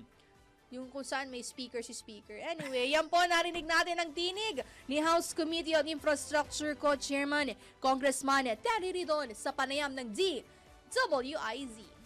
Pinoy Gising! Okay, class, for our lesson today sa Araling Panlipunan, mga islang bumubuo sa Pilipinas. We all know, partner, it's 7107 ever since, di ba? It's 7107. Ngayon po, 7,600 na raw. Na mahigit, no? Mahigit, ha? Ang mga islang bumubuo sa ating bansa. I-verify muna natin yan kung ang claim ay fact or fake. Mula elementarya hanggang high school, nakasanayan nating ituro na ang Pilipinas ay binubuo ng 7,107 islands. Pero merong mga balita na nasa mahigit 7,600 islands na raw ito. Meron nga ba itong katotohanan? Alamin dito sa Fact or Fake. Alamin mo na kung tama o mali. Kung totoo o hindi. Bawal ang peke. DWIZ. Fact or Fake. Noong 2016, naglabas ng ulat ang National Mapping and Resource Information Authority na nagsabing tumaas ang bilang ng mga isla sa Pilipinas matapos ang mas detalyado at modernong satellite imaging at mapping technology. Ayon sa NAMRIA, mula sa dating 7,107 islands, nadagdagan ito ng 534 na bagong isla na noon ay hindi pa naitatala. Kaya't umabot sa kabuuang 7,641 islands ang opisyal na bilang ng mga isla sa bansa. Nabatid na ang dating bilang na 7,107 ay base pa sa 1953 topographic maps na hindi pa gumagamit ng makabagong satellite data. At sa bagong teknolohiya, natukoy ang mas maliliit na isla at rock formations na dati ay hindi nasusukat o hindi natukoy bilang island. Kaya ang balitang nadagdagan ng bilang ng mga isla na bumubuo sa Pilipinas ay isang fact. Bagamat nadagdagan ng bilang, hindi ito nangangahulugang may mga bagong isla na lumitaw. Ayon sa NAMRIA, hindi lahat ng naitalang isla ay natitirhan dahil karamihan dito ay maliliit, mabato at hindi kayang suportahan ang pamumuhay ng tao. Pero sa kabila nito, ilan sa ating mga isla ay hindi pa rin naaabot ng mga serbisyong pang-edukasyon, kuryente at kalusugan kahit na matagal na itong nasa mapa. Para sa Facts or Fake, Ralph De La Cruz, nagbabalita ng tama, naglilingkod ng tama. Huwag magpapaloko, huwag magpapagancho, huwag magpapascam. Bawal! Bawal ang peke. DWIZ. Fact or Fake. Pinoy Gising! So, ayun na nga, ha? Sana narinig nyo. 7,600, more than 7,600 Yes. islands. Magandang malaman, no, kung paano, paano siya dumarami. Saka At in fairness, may ba tayong issue ngayon, no, na mga ng territorial waters. Oo, di ba? May mga dispute pa tayo, no? So, may chance pa yan madagdagan. Yes, claiming. Sana ma-update, saka ma-update din sa mga textbooks ng mga bagets. Oo. Doon naman dapat unang mangyari yan. O tayo lang yung hindi nakapagbasa. Alala ko tuloy dati yung The textbooks. 7,107 islands of the Okay, we have a quiz. How The many? Philippines is made of blank islands. True. Tama ka dyan. Aral na lang tayo ulit. Mahirap din mag-aral. Ito, partner. Ready na ba anyway, to? Ay, mag-showbiz. Darating ba si Anton? Maya pa siya. Is he coming? Or later pa siya? You better watch out, you better not cry, you better not Uy, Burmans na. Kalahati na ng September. Mimaton is Isipin mo coming. yun. Okay, mamaya magka-countdown pero I think it's September Baka 15 so mamaya pa. people know how many days it. Pero mamaya magbibigay tayo ng countdown. Mamaya na daw. Mamaya na. Ano daw? Matutulog muna, charot. Okay, Baka may laters? laters na. Ay, hinintay pa daw nila. Para, alam niyo naman, ang dami si Anton, marami hong kausap na researchers yan. Ilan na yun? Parang 5,000 researchers daw? Anong researchers ka dyan? Marami siyang researchers. Saan? In short, mga chismosa. Maraming yan. Tagapagpasa ng entry. Oo. Kaya dun sa parang 2,000... Uy, ang dami kong comment pala nung nag-live ako. Ayan. Abangan nyo ulit ang live ni Larmaine Barreto sa kanyang Facebook. Kailangan ko silang ma-shoutout mamaya. Sige. Mamaya i-live mo kasama ulit yung mga 45. Dapat nga ngayon na no? Pwede pag nag-break. Ayan Okay, kasana natin. So, tayo ba'y maghanap buhay mo na? Sige. Maghanap buhay na lang sige, muna ata tayo. Na. Okay. Siya, Philippine Standard Time! Ay, Pinoy! Gising na! Wiki! Tawa ng pasok! Sa oras po na alas 5:29 ng morning, magbabalik po ang Pinoy Gising! At tayo po ay nagbabalik dito sa Pinoy Gising sa oras na alas 5:31 ng morning. Yahoy! Yay! So, nag-live ka na, hindi pa? Hindi pa. Sige. Hintayin ko yung mag-live siya. Bakit? Hindi, mag-hide din ako sa live mo. Mag-view ako para... Baka mamaya, tignan mo, may stars ako. Di sendan kita ng stars. Yeah. Sendan nyo rin kami ng stars sa Facebook page namin. May stars yan? Boomer na boomer yung dating ako dito. Nakakaloka. Hindi, nasumikat yung stars, partner. Nung pandemic. You can send stars na may katumbas na monetary value. Ay, talaga ba? 1 star is 1 centavo in US. So, kung magsasend ka ng 100 stars, that's $1. Okay. Kaya ko alam, kasi sa church dati, lalo na pandemic time, that's one of the ways how you can donate. Especially kung yung page ng simbahan is allowed for monetization sa Facebook. Okay. So, yun. Pwede mong pagkakitaan, kumita. Kumita sa pamamagitan ng pagla-livestream. Ayan. Bago kumita sa pagla-livestream, pakikitain na natin itong mga to dahil may mga report na pala paring Giljon. Tanggap tayo ng sunod-sunod na mga report. Dating DPWH Secretary Manuel Bonoan kasama sa mga iimbestigahan ng Independent Commission for Infrastructure o ICI ayon sa Malacanang. Detalye, Patrol 13, Gilbert Perdes. Tiniyak ng Malacanang na magiging patas ang Independent Commission sa investigasyon nito sa mga isyong lumalabas kaugnay ng mga dating opisyal ng gobyerno. Ayon kay Palace Press Officer Undersecretary Claire Castro, walang kaibigan, walang kaalyado at walang kamag-anak na kukonsintihin ukol sa manumalyang flood control project sa bansa. Sinabi ni Castro na nakarating na sa kaalaman ni Pangulong Ferdinand Marcos Jr. ang usapin matapos itong iulat ni DPWH Secretary Vince Dizon. Una nang binanggit ni Senador Ping Lacson ang pangalan ni dating DPWH Secretary Manuel Bonoan matapos itong maiugnay sa isang kontraktor mula sa Bulacan. Dagdag pa ni Castro, mananatiling bukas ang gobyerno sa lahat ng investigasyon. Anya ay lahat ng pangalan, opisyal man o dating opisyal, ay hindi ligtas sa investigasyon ng ICI. Patrol 13, Gilbert Perdes para sa Himpilang May Totolas. DWIZ, nagbabalita ng tama, naglilingkod ng tama. Pinoy Gising! Push mo yan, partner. Oo nga. Ayan nga, nakatalikod eh. Ayan, go. Ayan, habang mo yung phone mo. Samantala sa ating isa pang Patrol Report. Mga kasino na hinayaang isugal ng mga taga-DPWH ang daang milyong pisong pera ng bayan, isusulong na imbestigahan at panagutin. Ano kayang ikakaso sa kanila, no? Wait, I wonder. Number 1, peke ang kanilang mga ID. Exactly. Walang background check. May background checking ba sa mga sugalan? I think the background checking that only happens is because of the ID. Because of the ID, kaya nga na-track, ano? Diba? Kasi kung mukha din naman nila... Anyway, papasokin nga muna natin report natin. Alamin natin ang magiging kaso ng mga kasinong yan.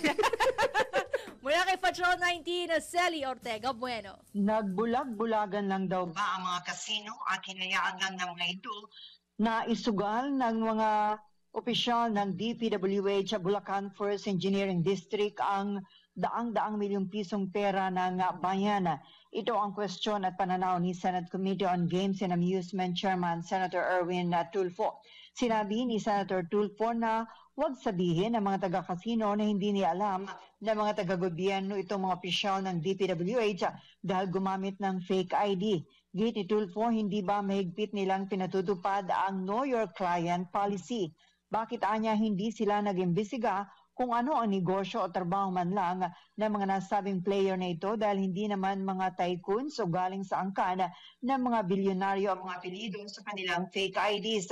Si dating DPWH District Engineer Henry Alcantara ay gumamit ang alias na Joseph Villegas habang si Engineer Bryce Hernandez ay nagbigay ng fake ID na Marvin de Guzman at si Project Engineer JP Mendoza ay ginamit ang alias na PJ Asuncion.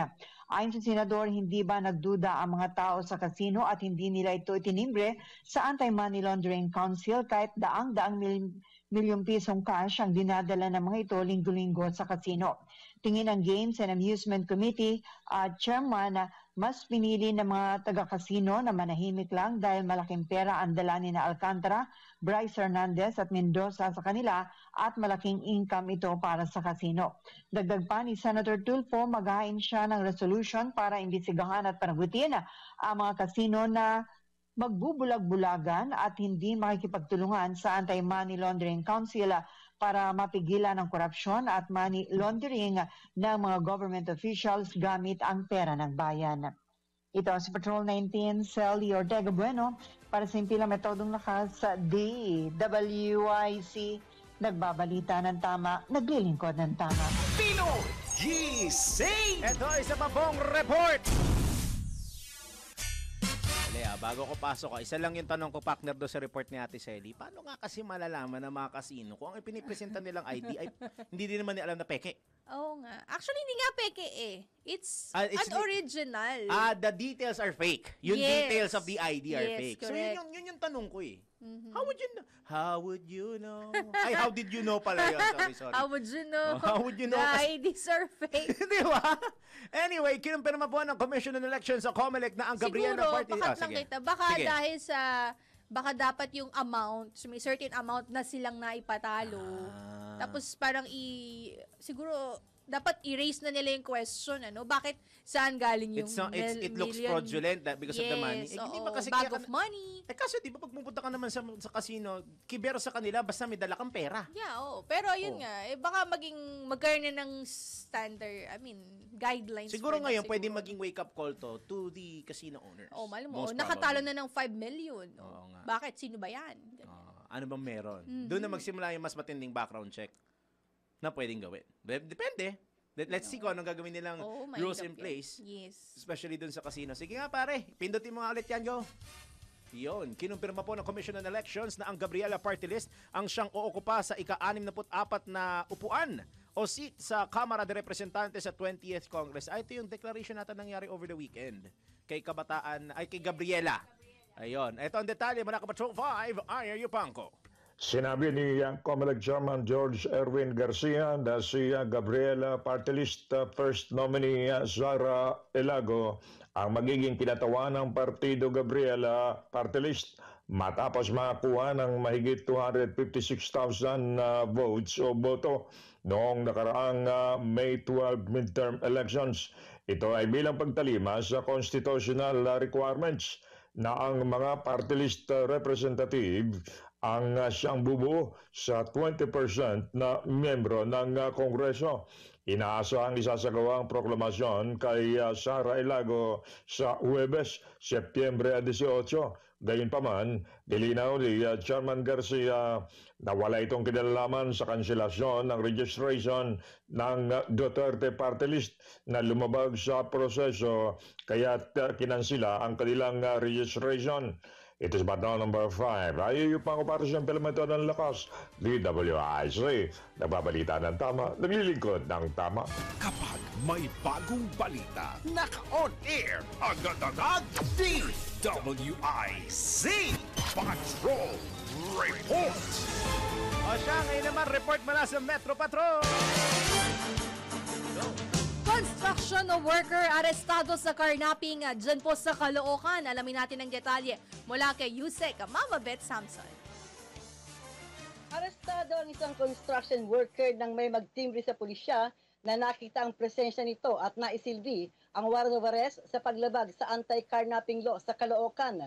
Sa isinibiting ulat ng mga operatiba ng Caloocan City East Bagong Silang Police Substation 13, kay Northern Police District Director Police Brigadier General Jerry Protasio na ihain ang warrant of arrest sa isang 32 anyos na construction worker sa Phase 7C, Barangay 176C, Bagong Silang, Caloocan City.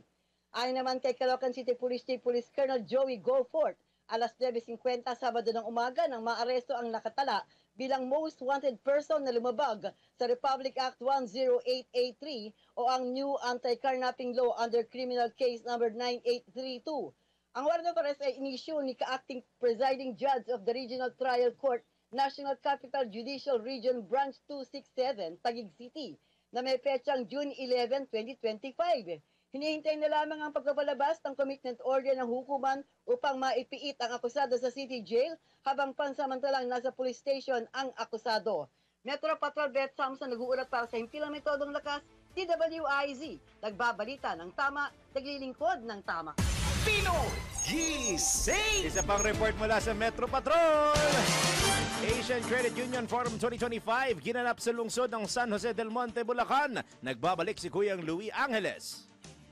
Yes, good morning. Binisita ng mga delegado ng Association of Asian Confederation of Credit Union mula sa iba't ibang bansa sa Asia ang lungsod ng San Jose del Monte upang magdaos ng kanilang learning visit nitong nakaraang Friday. Napili ng National Confederation of Cooperative at Philippine Federation Credit Cooperative ng San Jose del Monte Savings and Credit Cooperative bilang isa sa mga learning sites ng asosasyon bilang parte ng ASEAN Credit Union Forum 2025. Sila ay nagsagawa ng pagbisita sa mga kooperatiba upang alamin ang kanilang mga best practices. Ilan sa mga delegado na dumalo sa forum ay mula sa bansang Thailand, Indonesia, Sri Lanka, Singapore, Bangladesh at mga kababayan dito sa bansang Pilipinas. Mula rito sa Bulacan, Metro Patrol Wireless, para sa Metodong Lakas, DWIZ, nagbabalita ng tama, naglilingkod ng tama. Gising! Samantala, ronda naman tayo sa probinsya. Bomb threat na natatanggap ng mga paaralan sa Isabela. Mga school issues ang posibleng ugat ayon sa Isabela Police Provincial Office. Alamin natin ang detalye mula kay Kuyang Ronald Idol Domingo. Ibinunyag ng Isabela Provincial Police Office na karamihan sa mga bomb threat na natatanggap ng mga paaralan ngayong taon ay posibleng may kaugnayan na umano sa mga isyong internal sa pamunuan at patakaran ng mga institusyon at hindi sa mga teroristang grupo. Ayon kay Police Captain Scarlett Tupinyo, Information Officer ng Isabela Police Provincial Office, lumalabas sa kanilang intelligence gathering na reklamo ng mga estudyante laban sa umano'y hindi pantay na trato ng ilang guro at mga kinanakip sa school administration ang kadalasang nakaugat sa mga naturang pagbabanta. Ngayong 2025, 11 insidente ng bomb threat ang naitala sa lalawigan, 10 mula sa iba't ibang paaralan at isa sa Rojas sa Astrodome. Siya dito ay ipinadala sa pamagitan ng mga peking Facebook account habang dalawa ay handwritten na magkapareho ang ilalaman. Sa kabila nito, walang natagpo ang anumang pampasabog at malinaw umano na layunin ay magdulot lamang ng takot at alarma. Binigyan din ni Tupinyo na lahat ng bomb threat ay itinuturing na seryoso kaya't agad na nagsasagawa ng evacuation ang kapulisan. Gayunpaman, nanatiling hamon ang madaling pagdadala ng banta sa pamagitan ng social media. Nagbabala rin ang Isabela Police Provincial Office na ang mga nagpapakalat ng bomb threat o bomb jokes o bomb threats ay maharap sa mabibigat na parusa sa ilalim ng Presidential Decree 1727 o anti-bomb joke law na may multang hanggang 40,000 pesos at pagkakakulong ng 5 taon. Mas mabigat na umano ang maparusahan kung ang pagbabanta ay ginawa sa social media. Isa rin sa mga tinitingnang anggulo ng mga otoridad ay kung bahagi ng inisyatibong ng ilang grupo ang pagpapakalat ng banta. Bilang tugon, magsasagawa ng school symposiums at information drives ang Isabela Police Provincial Office upang ipaliwanag sa publiko, lalo na sa mga kabataan, ang legal na kaparusahan at epekto ng mga bomb threats. Nikayat din ang mga mamayan na huwag gawing biro ang pag-report ng impormasyon at gamitin ang hotline ng Isabela Police Provincial Office sa 0977-803-7503 para sa anumang sumbong. Ito ang Ronda Patrol, Ronald Idol Domingo, nag-uulat pasimpilang may tulong lakas, DWIZ. Nagbabalita ng tama, naglilingkod ng tama. Pinoy Gising! Salamat po sa ating mga reporters buhat sa labas ng himpilan at salamat sa mga nanonood sa live ni Larmaine Barreto. Yun ang importante doon eh. O, dyan lang po kayo. May iba pa tayong mga balita. Philippine Standard Time. Hi! Pinoy Gising na! Hindi maiwasan ng ibang fur parents na magtaka kung ano nga ba ang nararamdaman ng mga alaga nila para sa kanila, lalo na at wala namang kakayahan ng mga aso na sabihin ito ng direkta. Pero totoo nga ba talaga na sa pagitan ng amo at pagkain, mas mahal ng mga aso ang kanilang amo? Tara, let's prove it! Bago maniwala sa mga claim-claim na yan, patunayan na yan sa Let's Prove It! Ayon sa pag-aaral na isinagawa ng psychology professor at director ng K9 Science Laboratory na si Clive Wynn, kasama sina Lindsay Insernia, Liana House at Erica Fierbatcher, lumalabas na mas pipiliin ng mga aso ang kanilang amo kumpara sa pagkain. Sa unang beses na isinagawang experiment, matapos ang 4 hanggang 6 na oras na nahiwalay ang aso sa kanilang amo nang walang pagkain, pinili ng aso na lapitan ng kanilang fur parent kahit na mayroong pagkain na nakahain sa hindi kalayuan. Ang resulta, 8 out of 10 dogs ang pumili sa kanilang amo. Pero nang muling gawin ang experiment ay 7 out of 10 dogs na lang ang mas piniling unang lapitan ang kanilang amo sa halip na ang pagkain. Samantala, ayon naman sa ginawang pag-aaral ng neuroeconomics professor mula sa Emory University na si Gregory Burns, na kung saan tinray ng mga aso na sumailalim sa MRI scanner para pag-aralan kung paano gumagana ang isip ng mga ito, lumalabas na tumataas ang brain activity ng mga aso kapag nakakaamoy ang mga ito ng mga tao na pamilyar sa kanila, lalo na kapag nakikita nila ang kanilang mga amo. What? Gisingin ang mga uga, gisingin ang mga dugo. Kasama sina Daryl Justin at Larmaine Barreto sa Pinoy Gising!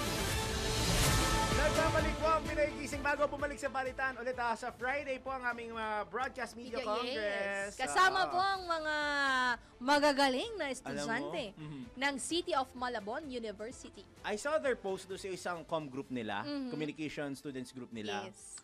Ang daming mga other groups from the other schools na nakatag na gustong pumunta. Alam mo, parang no joke yun, no joke po yun. Kamanava Wide, baka maging Kamanava Wide. Yun nga eh. Inasaan po namin ng libo-libo mga fans namin. Lalo na milyon-milyong fans ni Anton. Tama. Napupunta doon on Friday. Pero gagawin yan sa SMCT Sangandaan. Yun na ba final? Or yes, sa SM Sangandaan. Ayan. Doon tayo magkita-kita. Pakidala po yung mga pang-tupperware nyo sa amin. Mga pabalot. Mga pabalot eh. Balutin. Ay, nako, may balita pa pala tayo. Sige, tuloy ang mga balita.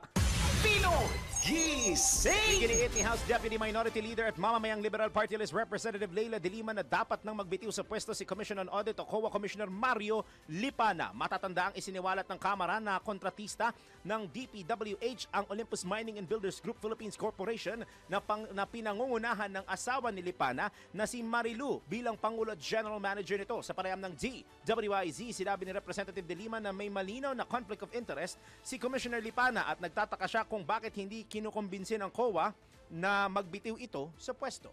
Klarong-klaro po na may conflict of interest. Kasi sabi kasi nung COA chairman, we can see a potential conflict of interest. So I had to correct him. Hindi lang po ito potential conflict of interest. Malinaw po ito. And then, bakit ganon? Na seryosong bagay na yan, you never attempted to really talk to him. Ganun pa man, tahasang nirekomenda ng kongresista ang pagbibitiw sa pwesto ni Commissioner Lipana. Ngunit kung hindi siya magbibitiw o hindi kinumbinsin ng komisyon na magbitiw, mapipilitan ng Kamara na ipa-impeach ito bilang opisyal ng isang constitutional commission.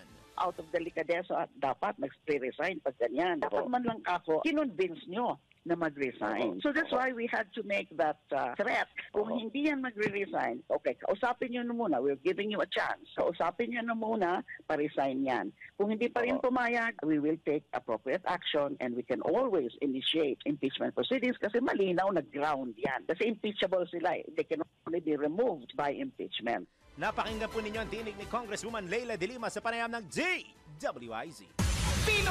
Gising! Samantala, maglulunsad ng malawakang kilos protesta ang iba't ibang grupo sa bansa bilang panawagan sa gitna ng nagpapatuloy na investigasyon sa sinasabing anomalya sa flood control projects. Eto na nga, narito ang ilang mga nakatakdang kilos protesta. Sa September 15, isasagawa ang Day of Indignation sa University of the Philippines, Cebu at Black Monday protest sa Polytechnic University of the Philippines o PUP upang igiit ang paglaban sa katiwalian at hilingin ng mas mataas na budget para sa mga universidad. September 17 to 19 naman, nagdeklara ang Transport Group na Manibela ng 3 araw na transport strike. 3 days pala ito. Kala ko 1 day lang. Kala ko nga 1 day. Nakikiisa sila sa panawagan laban sa korupsyon sa kabila ng kahirapan at sakuna. September 18 naman, magdaraos ng rally laban sa katiwalian ang mga residente ng San Fernando, Pampanga.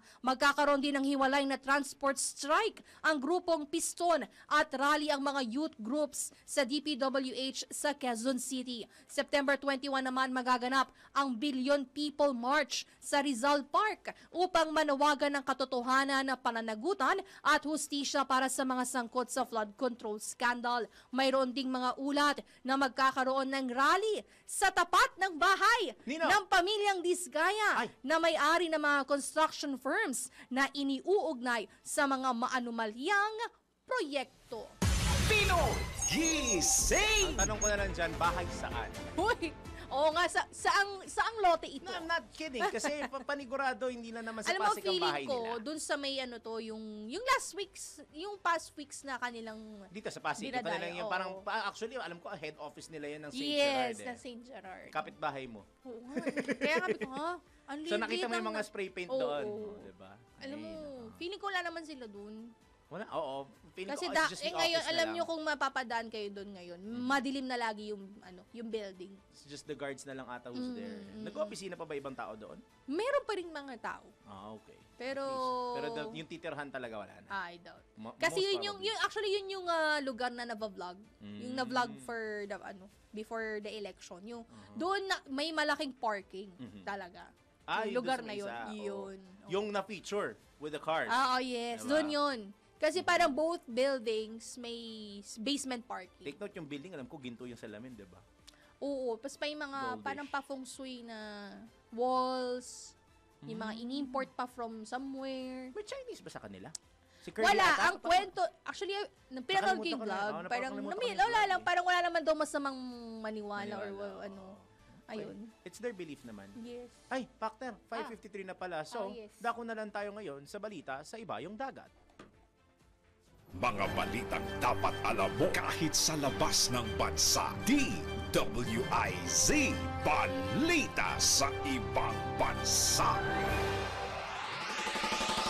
Patay ang isa katao habang 25 iba pa ang sugatan sa pagsabog ng hinihinalang gas leak sa Spain. Ayon sa otoridad, natagpuan ng rescue workers ang labi ng isang individual habang 4 katao naman ang nakuha ng mga bumbero mula sa rubble sa ground floor ng 3-story building. Nagpapatuloy naman ang investigasyon kaugnay sa kung ano ang naging sanhi ng pagsabog ng naturang gas leak. Gising! Sa mundo ng palakasan, ang latest malalaman sa DWIZ Sports News. Ngayon naman sa ating Good Morning Sports News, wala po si Ian Articona dahil na traffic. Sa ating Sports News ngayon, muling lalaban si Filipina tennis sensation Alex Ayala sa susunod na linggo para sa Jinshan Tennis Open 2025 WTA 125 na gaganapin po sa China. Ito'y kasunod ng pagtatapos ng laban ni Ayala sa Sao Paulo Open 2025 WA 250 nang talunin siya ni Janice Tien ng Indonesia sa score na 4-6 at 1-6 noong Sabado. Dahil dito, 8 araw lamang ang magiging pahinga ng ating pambato na World's Number 55 bago muling maglaro mula September 22 hanggang September 28 sa nasabing torneo. Pinoy Gising! At sa ating showbiz, Vice Ganda, pinatatakbong presidente ng Pilipinas ng isang direktor. Bakit? At alamin din natin na Geneva Cruz, kinansila ang concert para makisama sa rally yata ito sa September 21. Tama ba? Mali. Mali ka na naman. Fake news ako. Alamin natin ang detalye mula kay Mima Anton. Mga latest na pinag-uusapan, mga latest na pinagchichismisan. Pinoy Gising! Showbiz Spotted! Ito na nga! Ayan na, ikaw inintay ko mag-live ulit. Tagal mo na nung huling nag-live ka ng iyong concert. Ay, yung concert ko? Di ba alam mo lagi yung pag-weekend, di ba lagi ako nanonood sa concert mo? Correct, oo. Ayan. Kung saan iba-ibang brand ng kape ang iyong microphone. At may nagpapadala ng mga beauty queen. Oo, di ba? Meron kang kumikita ko buhayin ako pa nagla-live ng concert ko. Hindi mo kailangan na araneta. Hindi kailangan na araneta. Hindi kailangan maging tunay na singer. Yeah. Kailangan naman ng maraming followers. At lip sync na maganda. Yes.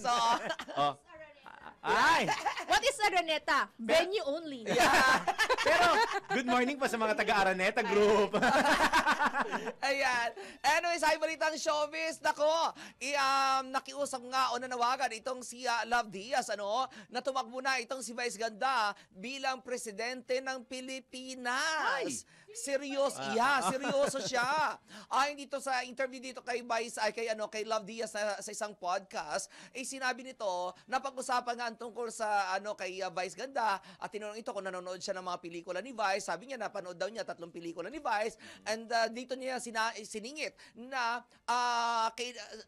siguro it's about time, sabi niya, it's about time for Vice na pasukin na rin ang mundo ng politika. Kung gusto raw ng mga tao ng publiko na kasi ang daw ngayon ang Pilipinas daw ngayon ay napaka-bleak na raw, parang bear, parang na, at kung gusto raw pasok, yun parang walang pag-asa siguro ang dating yun, Oo. At kung gusto raw ng mga ito na masira o masira yung wall ng Sara Wall, ay kinakailangan daw walang iba na pwedeng itapat dito kundi si Vice Ganda lamang. Sabihin na-acknowledge nila yung following ng mga Duterte pa nila. Oo, malakas naman talaga. Oo. Hindi naman pwedeng itanggi yun, na malakas talaga.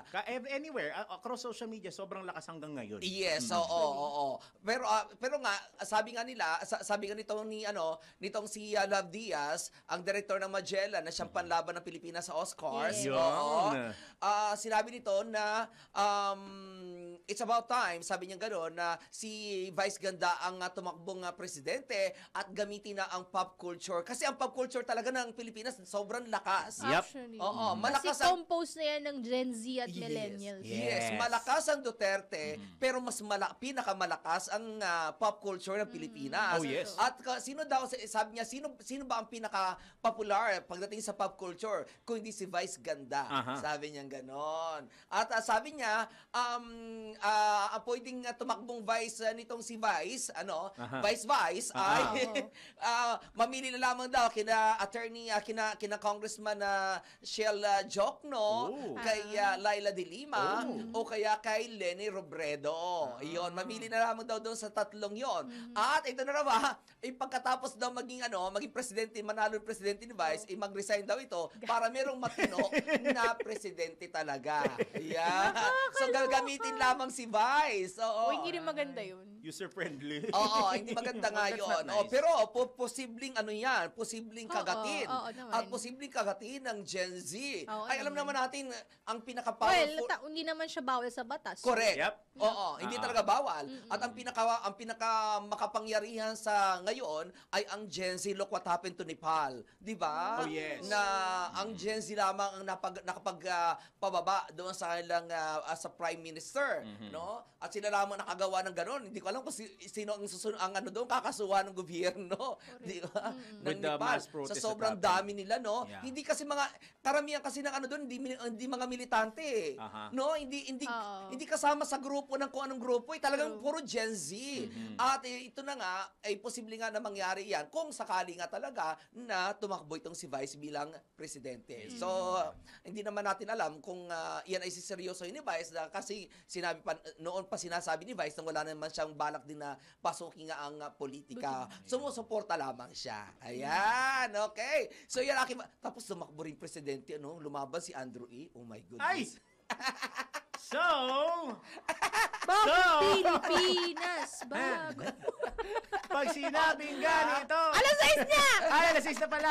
Ayaw nga pala. So yun ang muna balita show. Kayong dapat, ito nakaraang weekend, nagkaroon ng concert dapat si Geneva Cruz. Pero kinasilangan niya kasi sabi niya, compelled daw siya doon sa panawagan sa kompas ng kanyang sa pinaka-kompas ng kanyang rights ng kanyang responsibility sa Pilipinas. Kaya kinansela niya ito, pwedeng i-refund ang ticket na nabili o kaya panoorin sa nakatakdang date uli ng kanilang concert. Alright. So yun aking balitan showbiz at balik na sa inyong dalawa. Salamat, Mima Anton. Bago tayo magpaalam, tayo magpatama code for today. Kung overtime ka na nga sa trabaho, sana overtime ka rin sa pangarap mo para hindi lang trabahong kumikita pati ang iyong dreams. Happy birthday mula kay Sir Braggy Braganza, ang station manager ng Home Radio 97.9. Happy birthday! At si Kuyang Ronnie Ranay, DWIZ Radio Transmitter Technician. Kami po nyo nakasama sa Pinoy Gising at happy birthday sa kanila, Daryl Justin. Main Barato. Anton Olapido. Nagbabalita ng tama. Naglilingkod ng tama.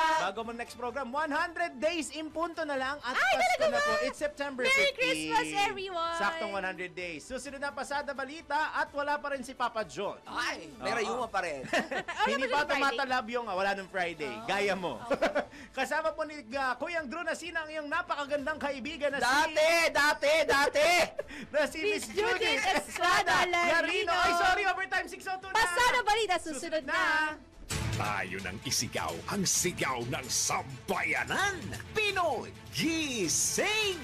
Bango na, tayo na! Dahil ang dami nang nangyari. Alamin ang mga balita, alamin ang mga latest. Live na live sa DWIZ News Nationwide. DWIZ News TV at Aliw Channel 23. Nakalive din sa lahat ng DWIZ Digital Channels. Sino at ano ang mga pinag-uusapan sa lahat ng mga tumpukan? Sino ang mga trending at viral? Gisingin ang mga ugat, gisingin ang mga dugo. Kasama sina Daryl Justin at Larmaine Barreto sa Pinoy Gising!